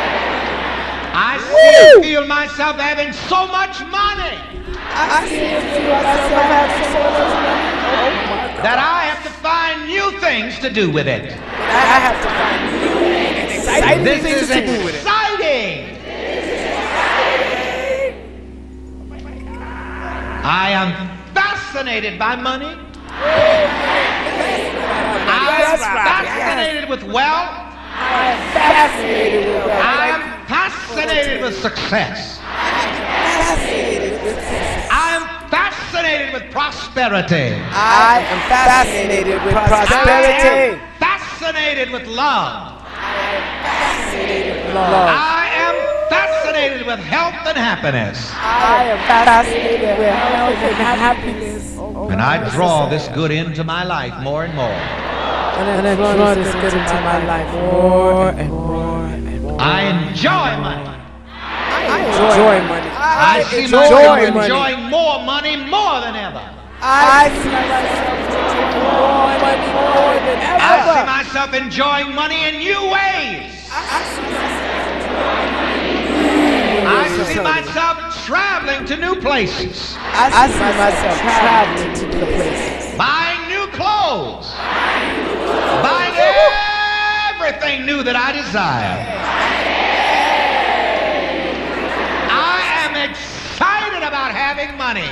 I am excited about having money. It is a wonderful feeling to have money. To do the good that I desire. Good. Excited about having money. Money is my servant. My willing servant. I do not serve money. Money serves me. I do not serve any of these things. But all things serve me. Now, money, you're welcome. Keep on pouring in.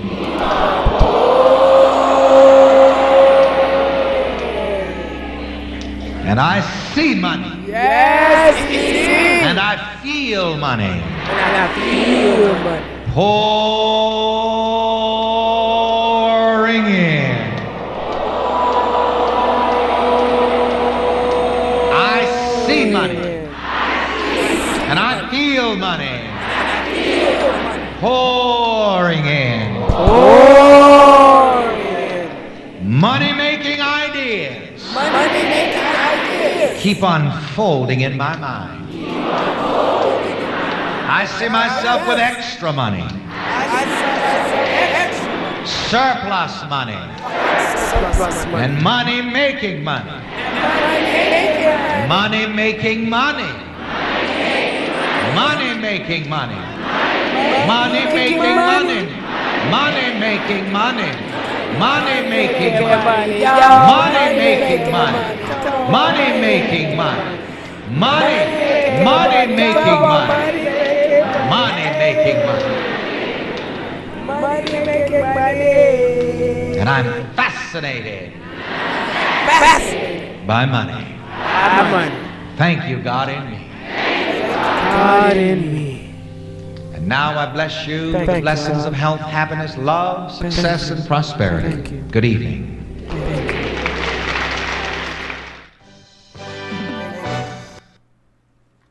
Thank you. Thank you. Thank you. Thank you all for saying that affirmation. Thank you for saying that to yourselves. Thank you for us saying that with each other. Because we are recognizing God in each other. We are recognizing God's voice. We are hearing ourselves. We are seeing ourselves in a new way and a new light. I don't care who you are. You stay in here, you will not lose. Because I can already say you can't lose with the stuff I use, baby. And I say that when those veils are lifted, you're going to see you. And when you see you, and you see the perfection that was made, this beautiful divine gift that they tried to crush, when you start to see the truth of you, the power, the might, the confidence. Everybody in this room walks around with their head high. They walk around with their head high every day when they walk out of here. And I make sure I come every day, y'all. I don't play around because 7 days a week, God ain't sleeping, why should I? God ain't taking a rest, why should I? I don't need to rest on being happy. I don't need to rest on being abundant. I don't need to rest. This is my hobby. This brings me fun. This brings me joy. I wouldn't dare rob myself of this. I'm mad. And when I tell y'all some of the obstacles I go through before the time to come on here, yo. I don't give a fuck. I don't care if I come on and I got 15 minutes left. I'm coming. I'm coming. You see, you said you missed 3 days and you felt like you didn't have your panties on. I'm trying to tell you. You start to feel a sense of camaraderie. You start to feel a sense of peace, knowing that everybody in here is for you, in alignment. You're not weird, you're not strange. You're not forgotten, you're not seen, unseen. You are seen, you're heard, you're loved, you're cherished. We don't care what your background is. We don't care what color you think you are. We don't care what language you speak. We don't care what label you have put on yourself. The only thing we see is God in you. Only thing I see is money making magnets. The only thing I see is healthy, beautiful, prosperous people. The only thing that I see before me is majesty, royalty. You are royal born. Put your crown the fuck back on. They tell you that you're shining too bright. Make a shades line, baby. Make a shades line. They say you too loud. You can come up with noise canceling. Hey, and guess what? Just because it's out there doesn't mean that you can't make another one. Maybe you can make one that covers the whole ears, wraps around the ear. Maybe you just have it like a hat. Fuck it. Maybe you just put a whole hat. And it just covers all that shit. You ain't got to see nothing, hear nothing, no feel nothing when you got your hat on.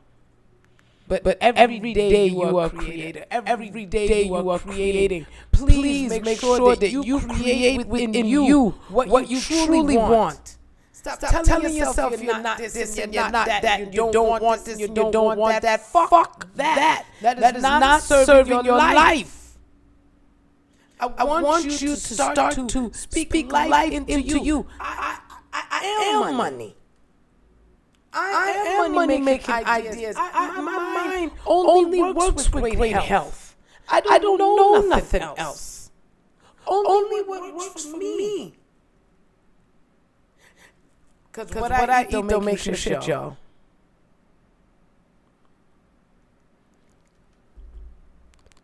But my energy feels your energy.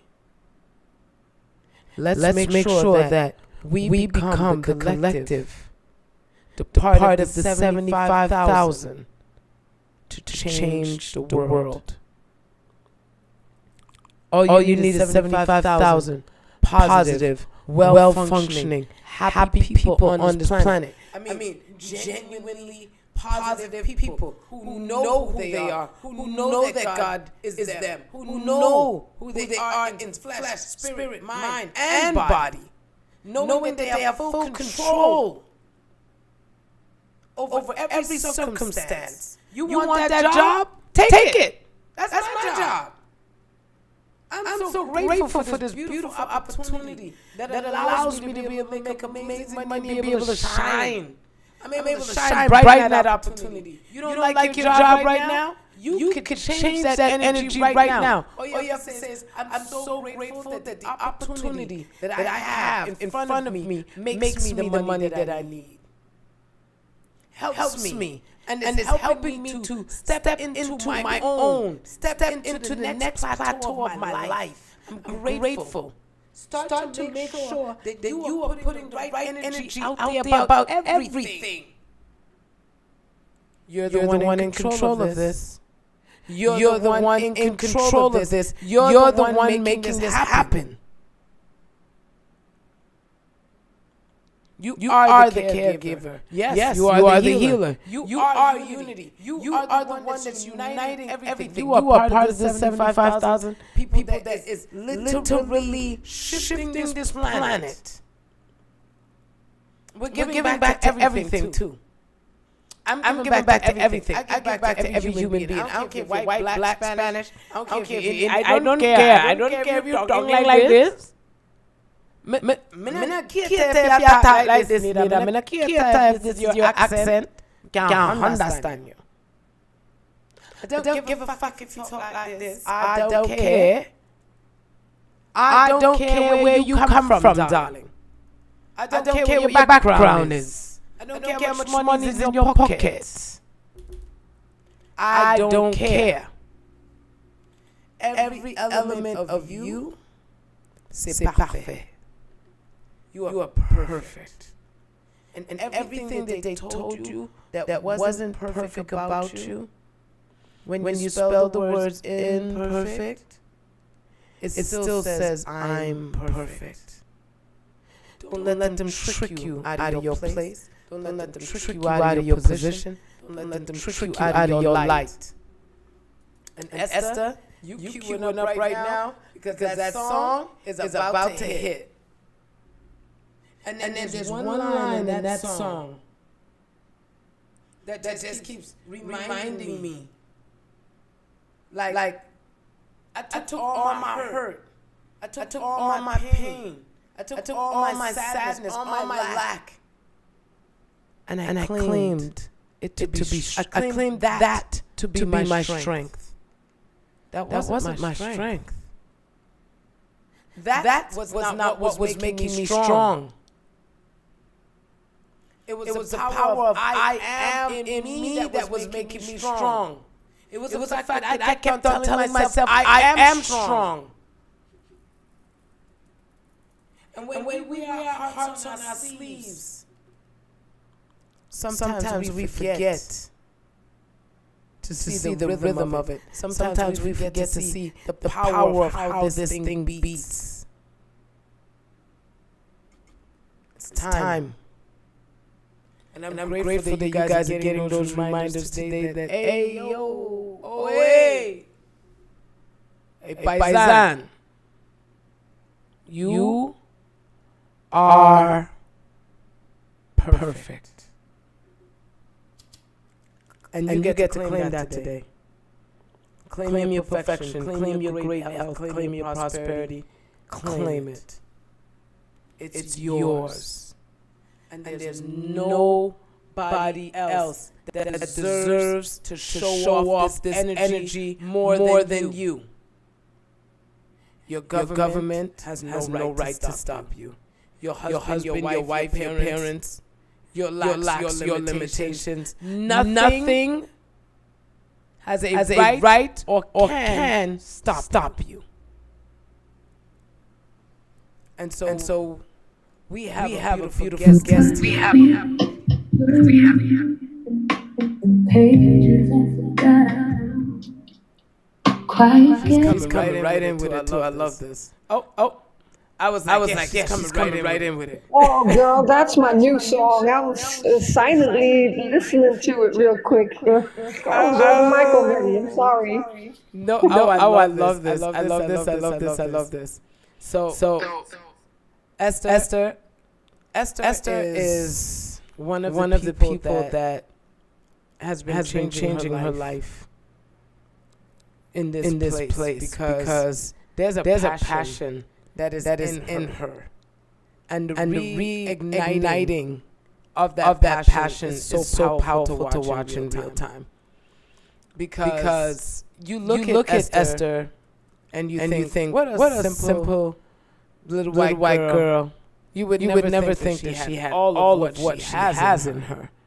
And so I tell y'all, and I'm going to remind y'all, never judge a book by its cover. Because you will miss out on so much if you judge. You will miss out on so much because you don't know that Esther has the cookout. Cooks at the cookout. And she makes sure there's no raisins in the potato salad. So I want to introduce to you guys a soul sister from another mother all the way from Belgium. She all the way from Belgium, y'all.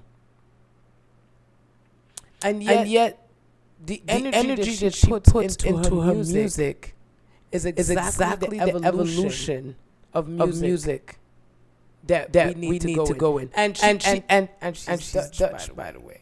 But really, I don't know. I mean, she say so, but really, I don't know. I think she's definitely got some yardie in her. She got something in her, baby.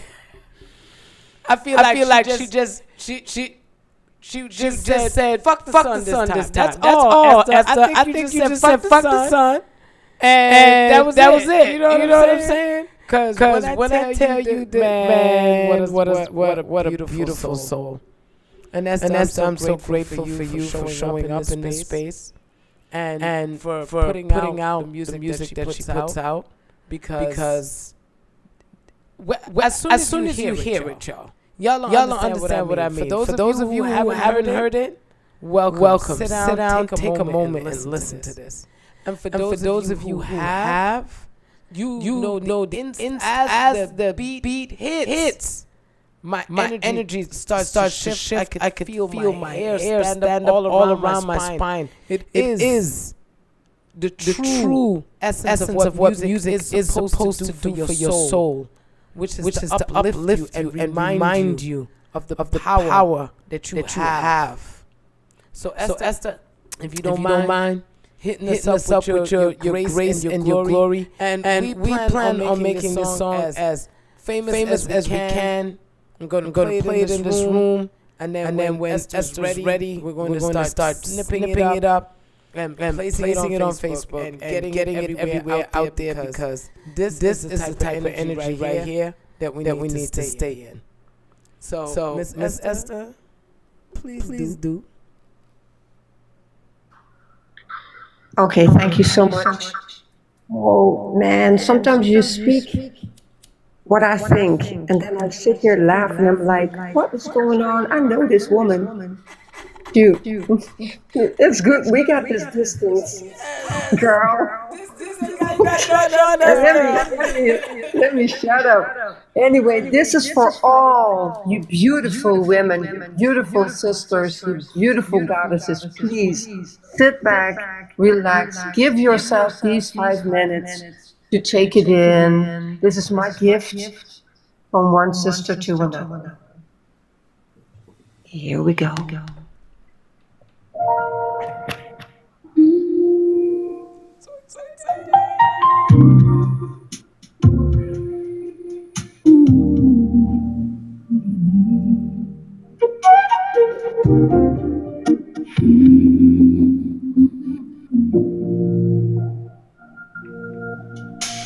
You watch me reading pages I forgot about.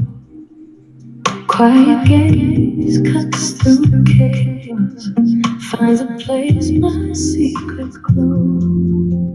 You don't flinch at the fragments, all the cracks the world caught on. In your hands, every falling turns to lines of sacred song. You see the goddess sparkling down in the skin. Love is the essence of the ocean.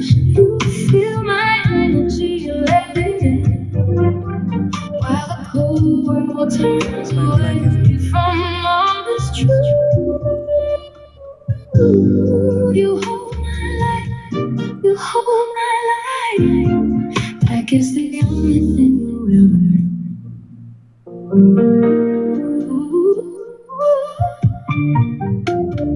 Out there, they want some pretty boxes, tiny things, but the taste every color, even when they change my name.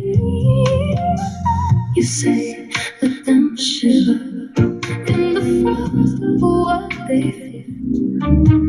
In your arms, I remember I was always shining here.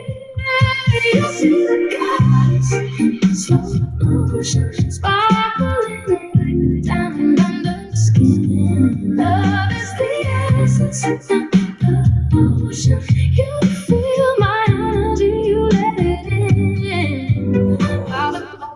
world turns away from all this truth. You hold my life, you hold my life, like it's the only thing you ever do. Maybe then I'm ready for a heart that's clear. But I am not a question, I am answered here. Now when you say my name so softly, every shadow knows a secret. I become the sacred story. I don't have to have people see the goddess sparkling light. Come on now. You feel my energy. Turns away from all.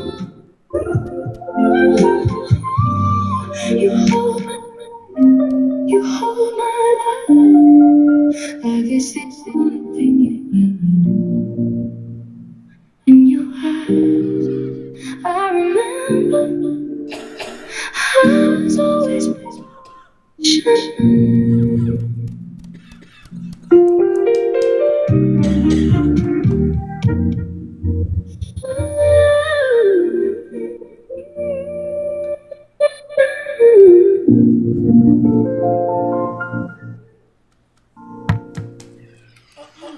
Yeah, so remember, you were always born to shine. Don't let anybody dim your light. Don't let anybody make you feel small. You were born to shine. Okay, beautiful sisters? Really, really tell yourself every day, I am born to shine. Seriously. Wow. Okay, girlfriend? This was a good song. Oh my God. Good is an understatement. That was wow. That was beautiful. What a phenomenal reminder. And what's the name of this one? Because she's making all these songs. These are all her original songs. She's putting together, y'all. So we are being privy to literally watching a master at work and getting to hear the masterpiece that is produced from them. So this one is called Goddess in slow motion. Oh my God! I need you to. Okay. All right. Okay. you got me too excited with myself. There's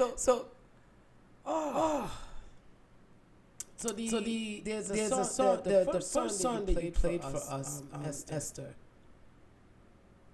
The one where he speaks about his heart being on his sleeve. Is it that one? I can do it.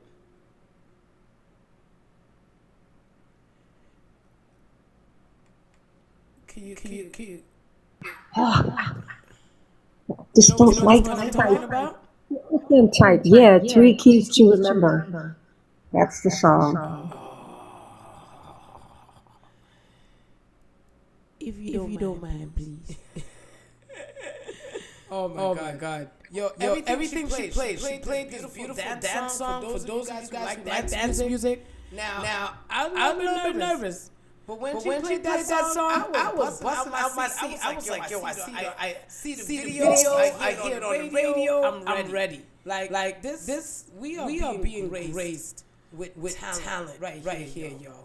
And like I said, don't judge by the cover because boy, this book just keeps surprising me with pages. And I love the book. You know what's so good about this music?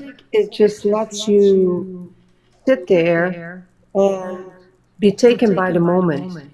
It's not like you, it's getting inside of you. It's not like, okay, let's make dinner. You have to just let it simmer for a bit because this is the energy that, that there to lift you up, to heal you, to guide you, to remember you. But I don't want to talk. I'm gonna play your song. Here we go. Thank you. Yes, I love this.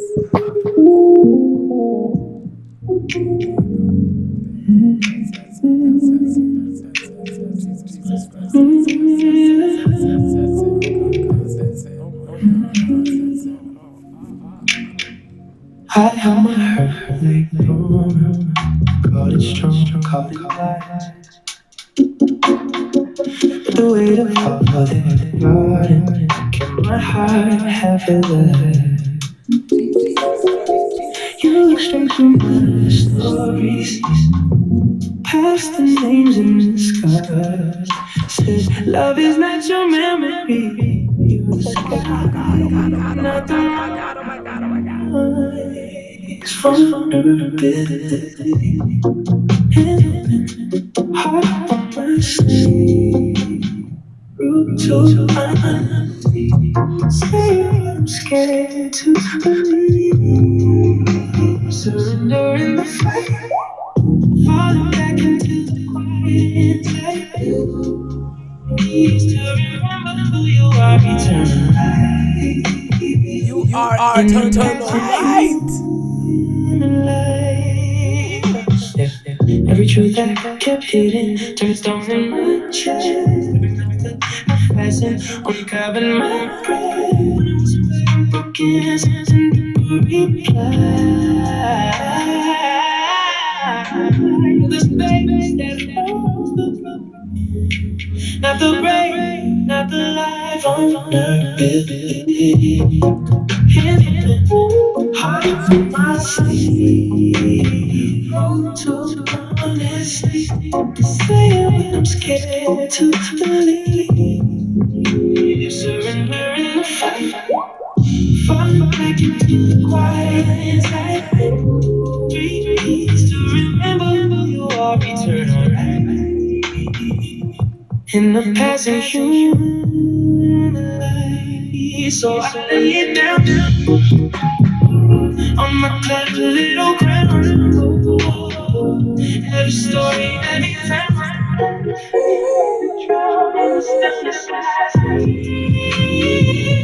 I was never listening. Oh my God. The way they forgot, it was made of steel.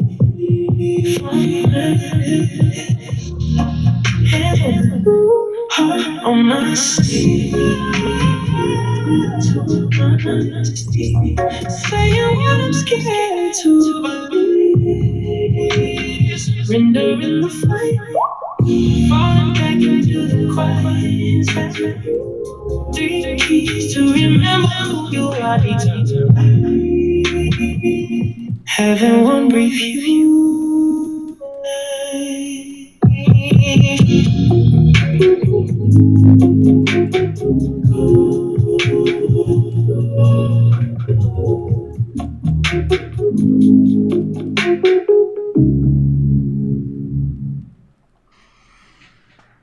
Okay, that's a wrap.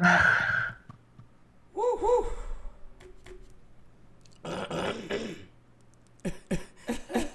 Oh my God. Oh my God. We need this song. Like I need this song. I need this song. I need this song. So we need to. I need the song. And we need to have the song out there. Okay. Because this is why I want you to play it every day because Sonny wanted to know what the context of what we're doing is. And so Esther is someone, a beautiful songwriter, artist who one day said to me, Taj, you wouldn't believe what I did today. And it was I made music. And I looked at her and I was like, you did what? You made who? And she played that song for us. And so what we're doing in this room is when you hear this song, We want you, if you love it, we're gonna make it so that you guys will be able to download the song. You will be able to get your energy out there. And we're gonna do this so that this beautiful gift here and the music that she makes so wow. Song after song. But we're gonna start it off with this one. And then that dance one that you did, those are gonna be the two that we're gonna have in rotation. And we're gonna bring this energy, and we're gonna show you guys how you can't lose with the stuff we use. That believing in yourself and being a unified collective in this energy. We're doing it in real time. I've moved mountains before. I've definitely made businesses. I've done so many things over my years. I've made millionaires. And with the power of what Esther has with her and through her, this is the frequency of music that needs to start to take over the planet.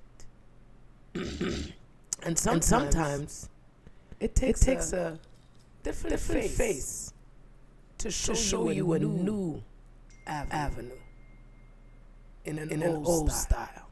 So Esther girl, I need that track so we can put it out and get it out. All right, I'm muting.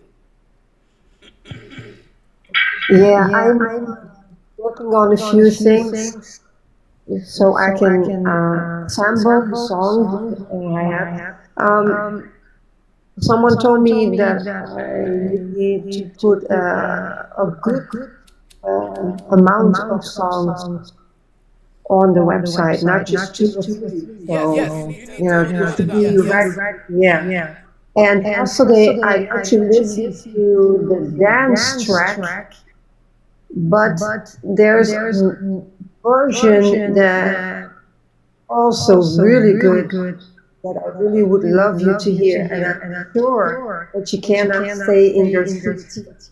Nobody can sit if you hear this. This is really also really good. And the dance track is like you said, it's summertime and the summer vibe, festival vibe. Yeah, just let it all run around and let it all go. Yeah. And with your permission, I would love to share this next song so you can understand what I'm trying to explain about the difference. But it has the same lyrics. Yes. Okay. Right. Here we go.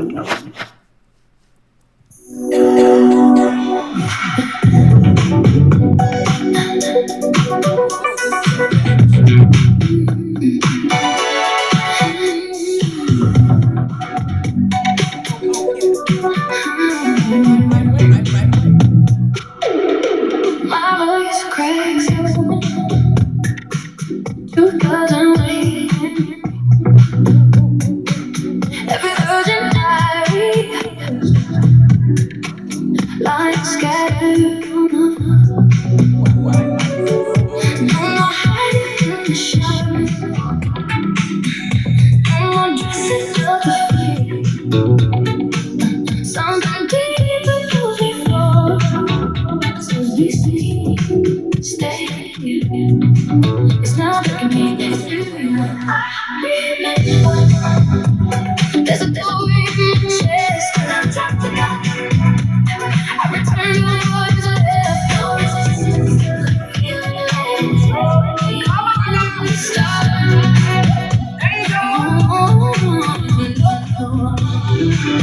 Only fire we can lie inside this heart. Get it! Come on, girl!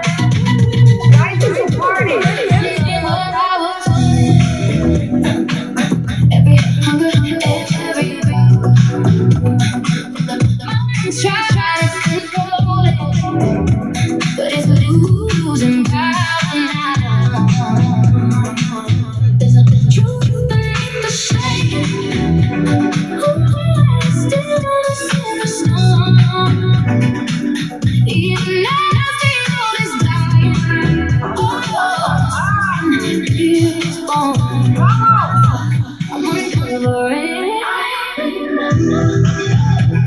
There's a door in my chest when I'm trying to go. I return your boys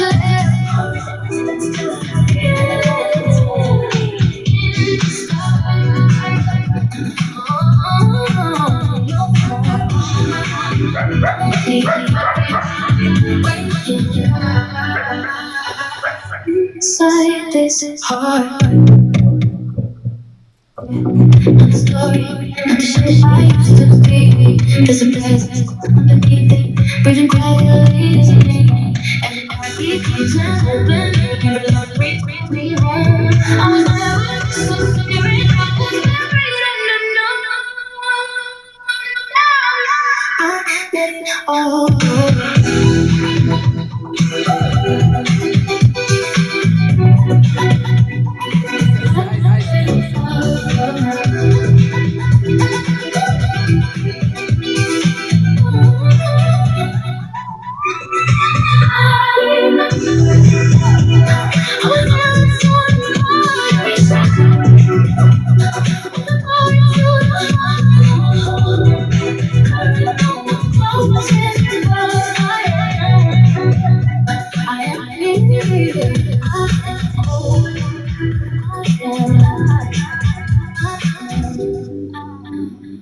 Come on now. Come on now.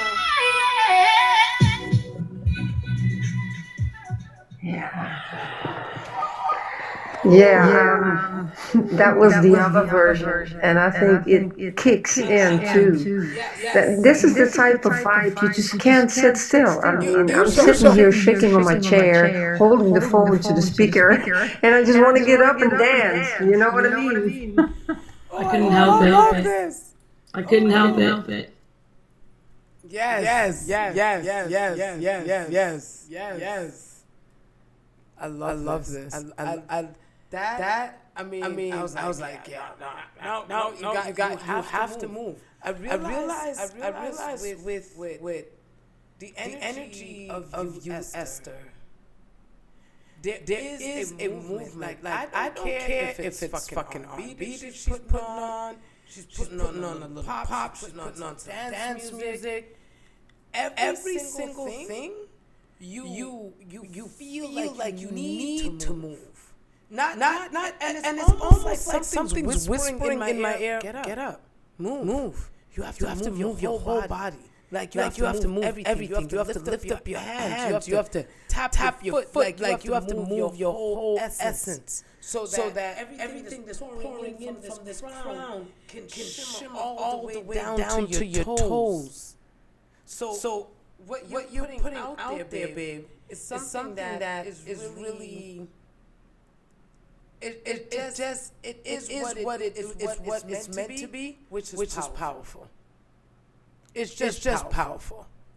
And that's it. Get all the blockages out. As being a Reiki master, one of the things that I learned is that in doing Reiki, we start from the top of the head and we move down the body. So we start at the top, we go to the eyes, then we come down to the throat, then we come down to the heart, then because we're working each chakra, right? Then you come down to the heart, then you come down to the navel, then you come down in between the navel and your box, whether it's your penis or your vajayjay. That's your sacral chakra. Then you come down to your root chakra. Your root chakra ends actually where your business is. It doesn't go down to your toes. Actually, you would think that your root chakra goes down to your toes, but your root chakra ends where your legs begin. Because your legs are your roots. Your legs are saying, okay, we're going to take the root going to the left, to the right. We're going to take it, maybe a little bit under, a little bit over. We're going to climb the mountain. Your legs are the roots. And so you're working from here down to genitalia. And these are just your roots. They're just the extensions. And so the beautiful essence of what we're doing when you get up and you start to move and you start to dance and you start to get that energy in you, you are now re-establishing your roots. So Esther, hey look, I need my track. And I know you have to put a few things up there, but this one song is one that this is where we're starting. This is the bass. And it's just to get that's why you need to get the songs, get everything up. That's why I said I'm not rushing you, but I'm rushing you all at the same time. You know what I'm saying? Because I'm thirsty. Not for no other reason, because I'm thirsty and I feel like I need this water yesterday. I feel like I need to have that song playing every day, all day. You understand what I'm saying? Like my obsession is now your new fun.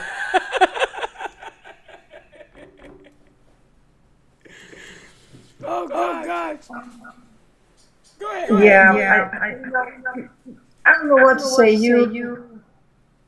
Everything you say is so positive, uplifting, and supportive, loving, kind. You don't get to see and hear on a daily basis, But it's really good. It's really good. I wanted to show you something.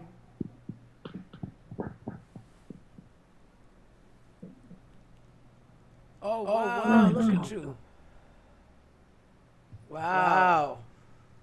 You're just compiling and putting together. I love this. I love this. Well, I'm not from a ghetto. Oh, I love that. But you see? Put your music together. Yes. That's what I intended to do. Oh, that's fucking dope. I have friends that work at a radio station. If she was okay with it, I could get this on the radio. Yep. Me too. I can get you on iHeartRadio as well. So you have some real avenues that you got going on right now. And I think it's right time. Like 2026, I feel more and more people are starting to speak in and becoming more conscious and open to the spiritual aspect of life. So, there's a tune for it. Oh my God. Midnight Sound. I believe music is medicine, and that is real soul music. It is. When you're dealing with music, you're dealing with the Archangel Michael. Remember, it was something that I remember hearing when I was a teenager. That there was a prediction, and not even a prediction, more of like a prophecy. That said that we would come a time where we will literally be dancing our souls out of our bodies. That the music and the vibration that we are bringing in will literally be stripping our souls out of our body. Hold on, babe. Babe.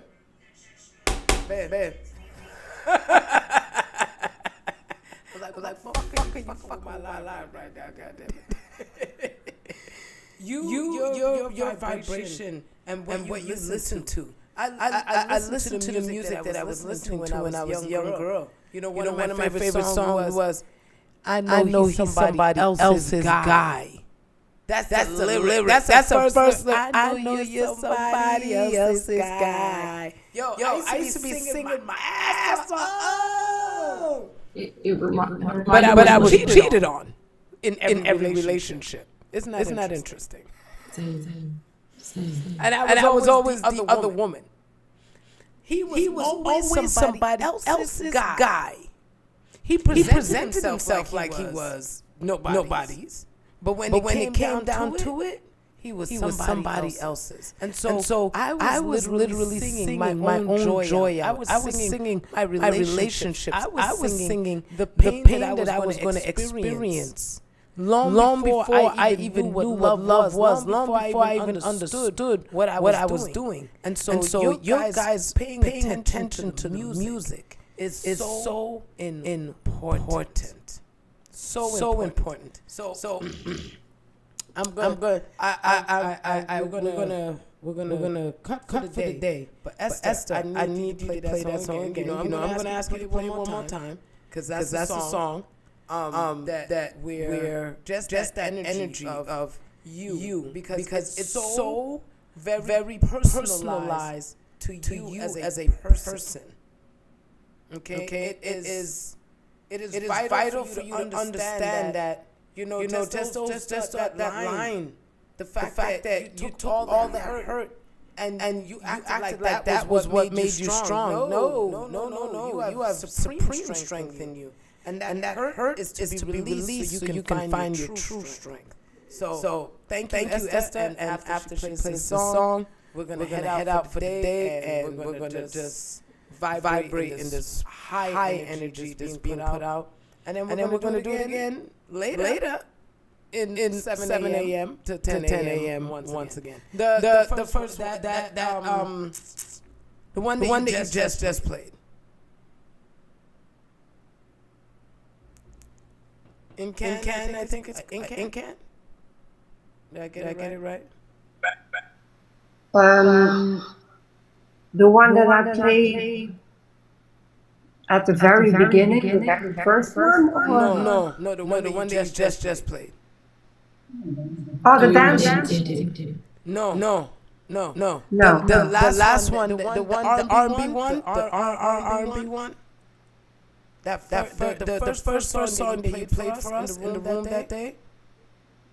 Yeah. You just played it for us, but I think you said his name is In Can. Remember. That is the song that I started to play. That was the very first song. And I played that here as the second song. The third one was the more upbeat song. Okay, so then it was the second song you played. Today that was the second song, the one that you really like. Yeah. That's the second one. Yeah. That's the one. That's the one. That's the one. And this is the one that's going to open up the doors. Like this is the one where my soul is like this is the one that's going to open up doors to things that you can't imagine. Because it speaks to the person, to the soul, to your journey, and we're all on a beautiful journey right now. And so this energy is going to ignite so much in everybody's spirit. So it's exactly that. It is the true definition of soul music. You're going to be dancing your soul back into your body with this, not out. It won't be somebody else's guy. You won't be breaking your life by singing. You'll be elevating yourself and restoring yourself through music. So Esther, the floor is yours. Thank you, honey. And thank you all of you guys for being here today, for sharing, for liking, for the gifts, for just following for every single one of you. I appreciate you. I appreciate the hard work that you're putting in for yourselves and the things that you do every day to elevate you. This is why we're here. This is why Ike made this message that he made. This is why he did the recordings. And this is why we bring it every day to make sure that we don't lose with the stuff that he used. Thank you guys.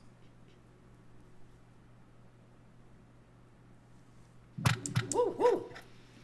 Okay. Yep. Yes.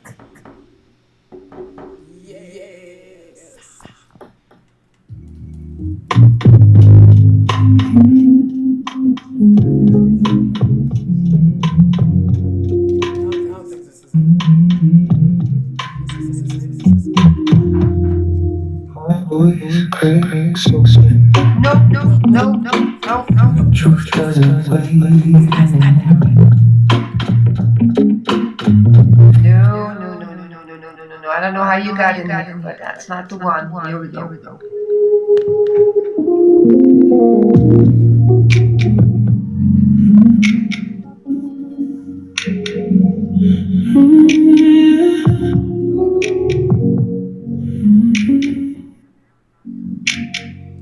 I hurt like bone.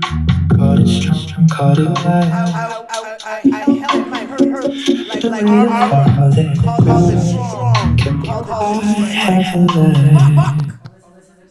This is the line of the song. What happened? When you go mute, Esther, we can't hear it. I'm not sure what happened.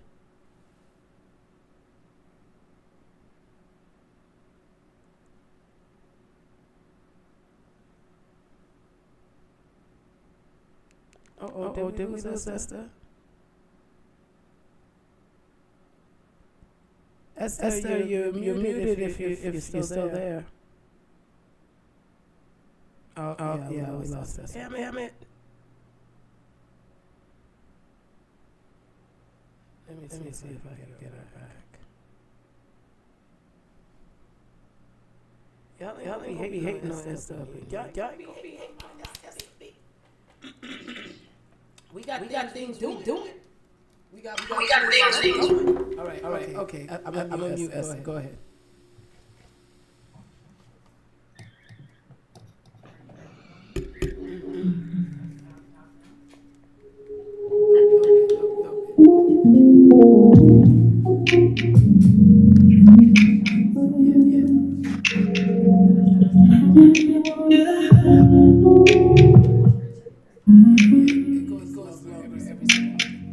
I have my heart like bone, caught it strong, caught it wide. But the weight of all they brought kept my heart half alive. You look straight from my stories, past the names and the scars. Said love is not your memory, you're the sky, not the noise. Vulnerability and heart on my sleeve, brutal honesty. Say I'm scared to surrender in the fight. Fall back into the quiet light. 3 keys to remember who you are eternally. Yes, you hear better. In the passing human life. Every truth I kept hidden, turn a stone in my chest. Every magnet I fastened, only covering my breath. When I was broken and never reply.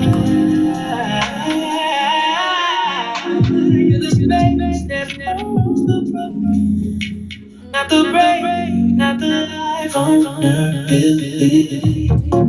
Hands, heart on my sleeve, brutal honesty. Say what I'm scared to believe. Surrender in the fight, fall back into the quiet night. Please to remember who you are eternally. In the passing human light, so I lay it down on my clever little ground. Every story, every sound,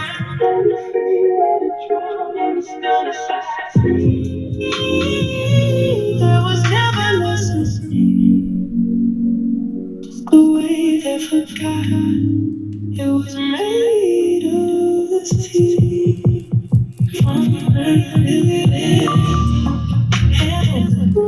Heart on my sleeve. Saying what I'm scared to believe. Surrender in the fight. Falling back into the quiet night. 3 keys to remember who I eternally. Having one brief human life.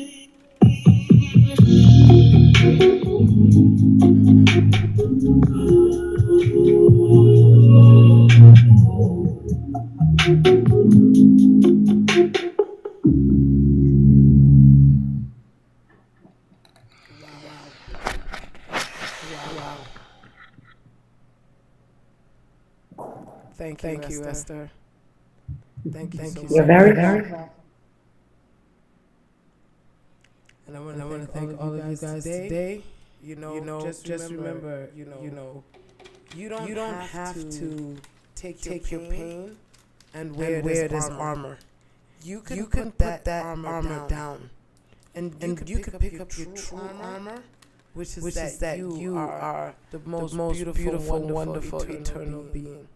And so you just start to move in your light and in your right and in your blessings. I'm so grateful that you guys are here. Yeah, go ahead, baby. Well, come up.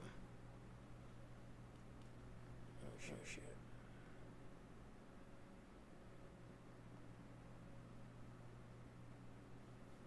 I don't know why your ass dropped down from the first place. We ain't gonna talk about it.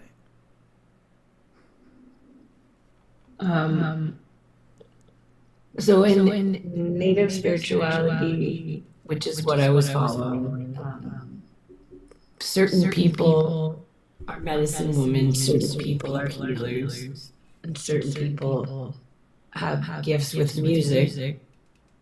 And I've never felt music do that to me before. Like the resonance in her music. Like I usually don't get up and dance in front of people, so it is real soul music. It reminds me of church down south, but like the gospel music that we feel. Yes. And I've never felt that before ever. I'm grateful for that. And I think it's pretty cool that the name Esther actually means star. I mean, come on now. I mean, come on now. I mean, if that ain't a sign, I don't know what to say. And so on that note, I would say, hey, look, you guys shine, be bright. And if they find that you're shining too bright, make a shades line. But don't you dare dim anything about you. You are a gift from God. I love you guys. And I will see y'all where tomorrow 7 a.m. once again. I'm praying that everything works out. See, I'm starting from now. Everything is going to work out smoothly. And we're going to be right on time. Okay? I love you all. And Esther, I'm ready for you. I'm taking my armor off. And I'm putting on my real strength. So thank you guys again, and have a beautiful, phenomenal day. I'll see y'all later. Take care.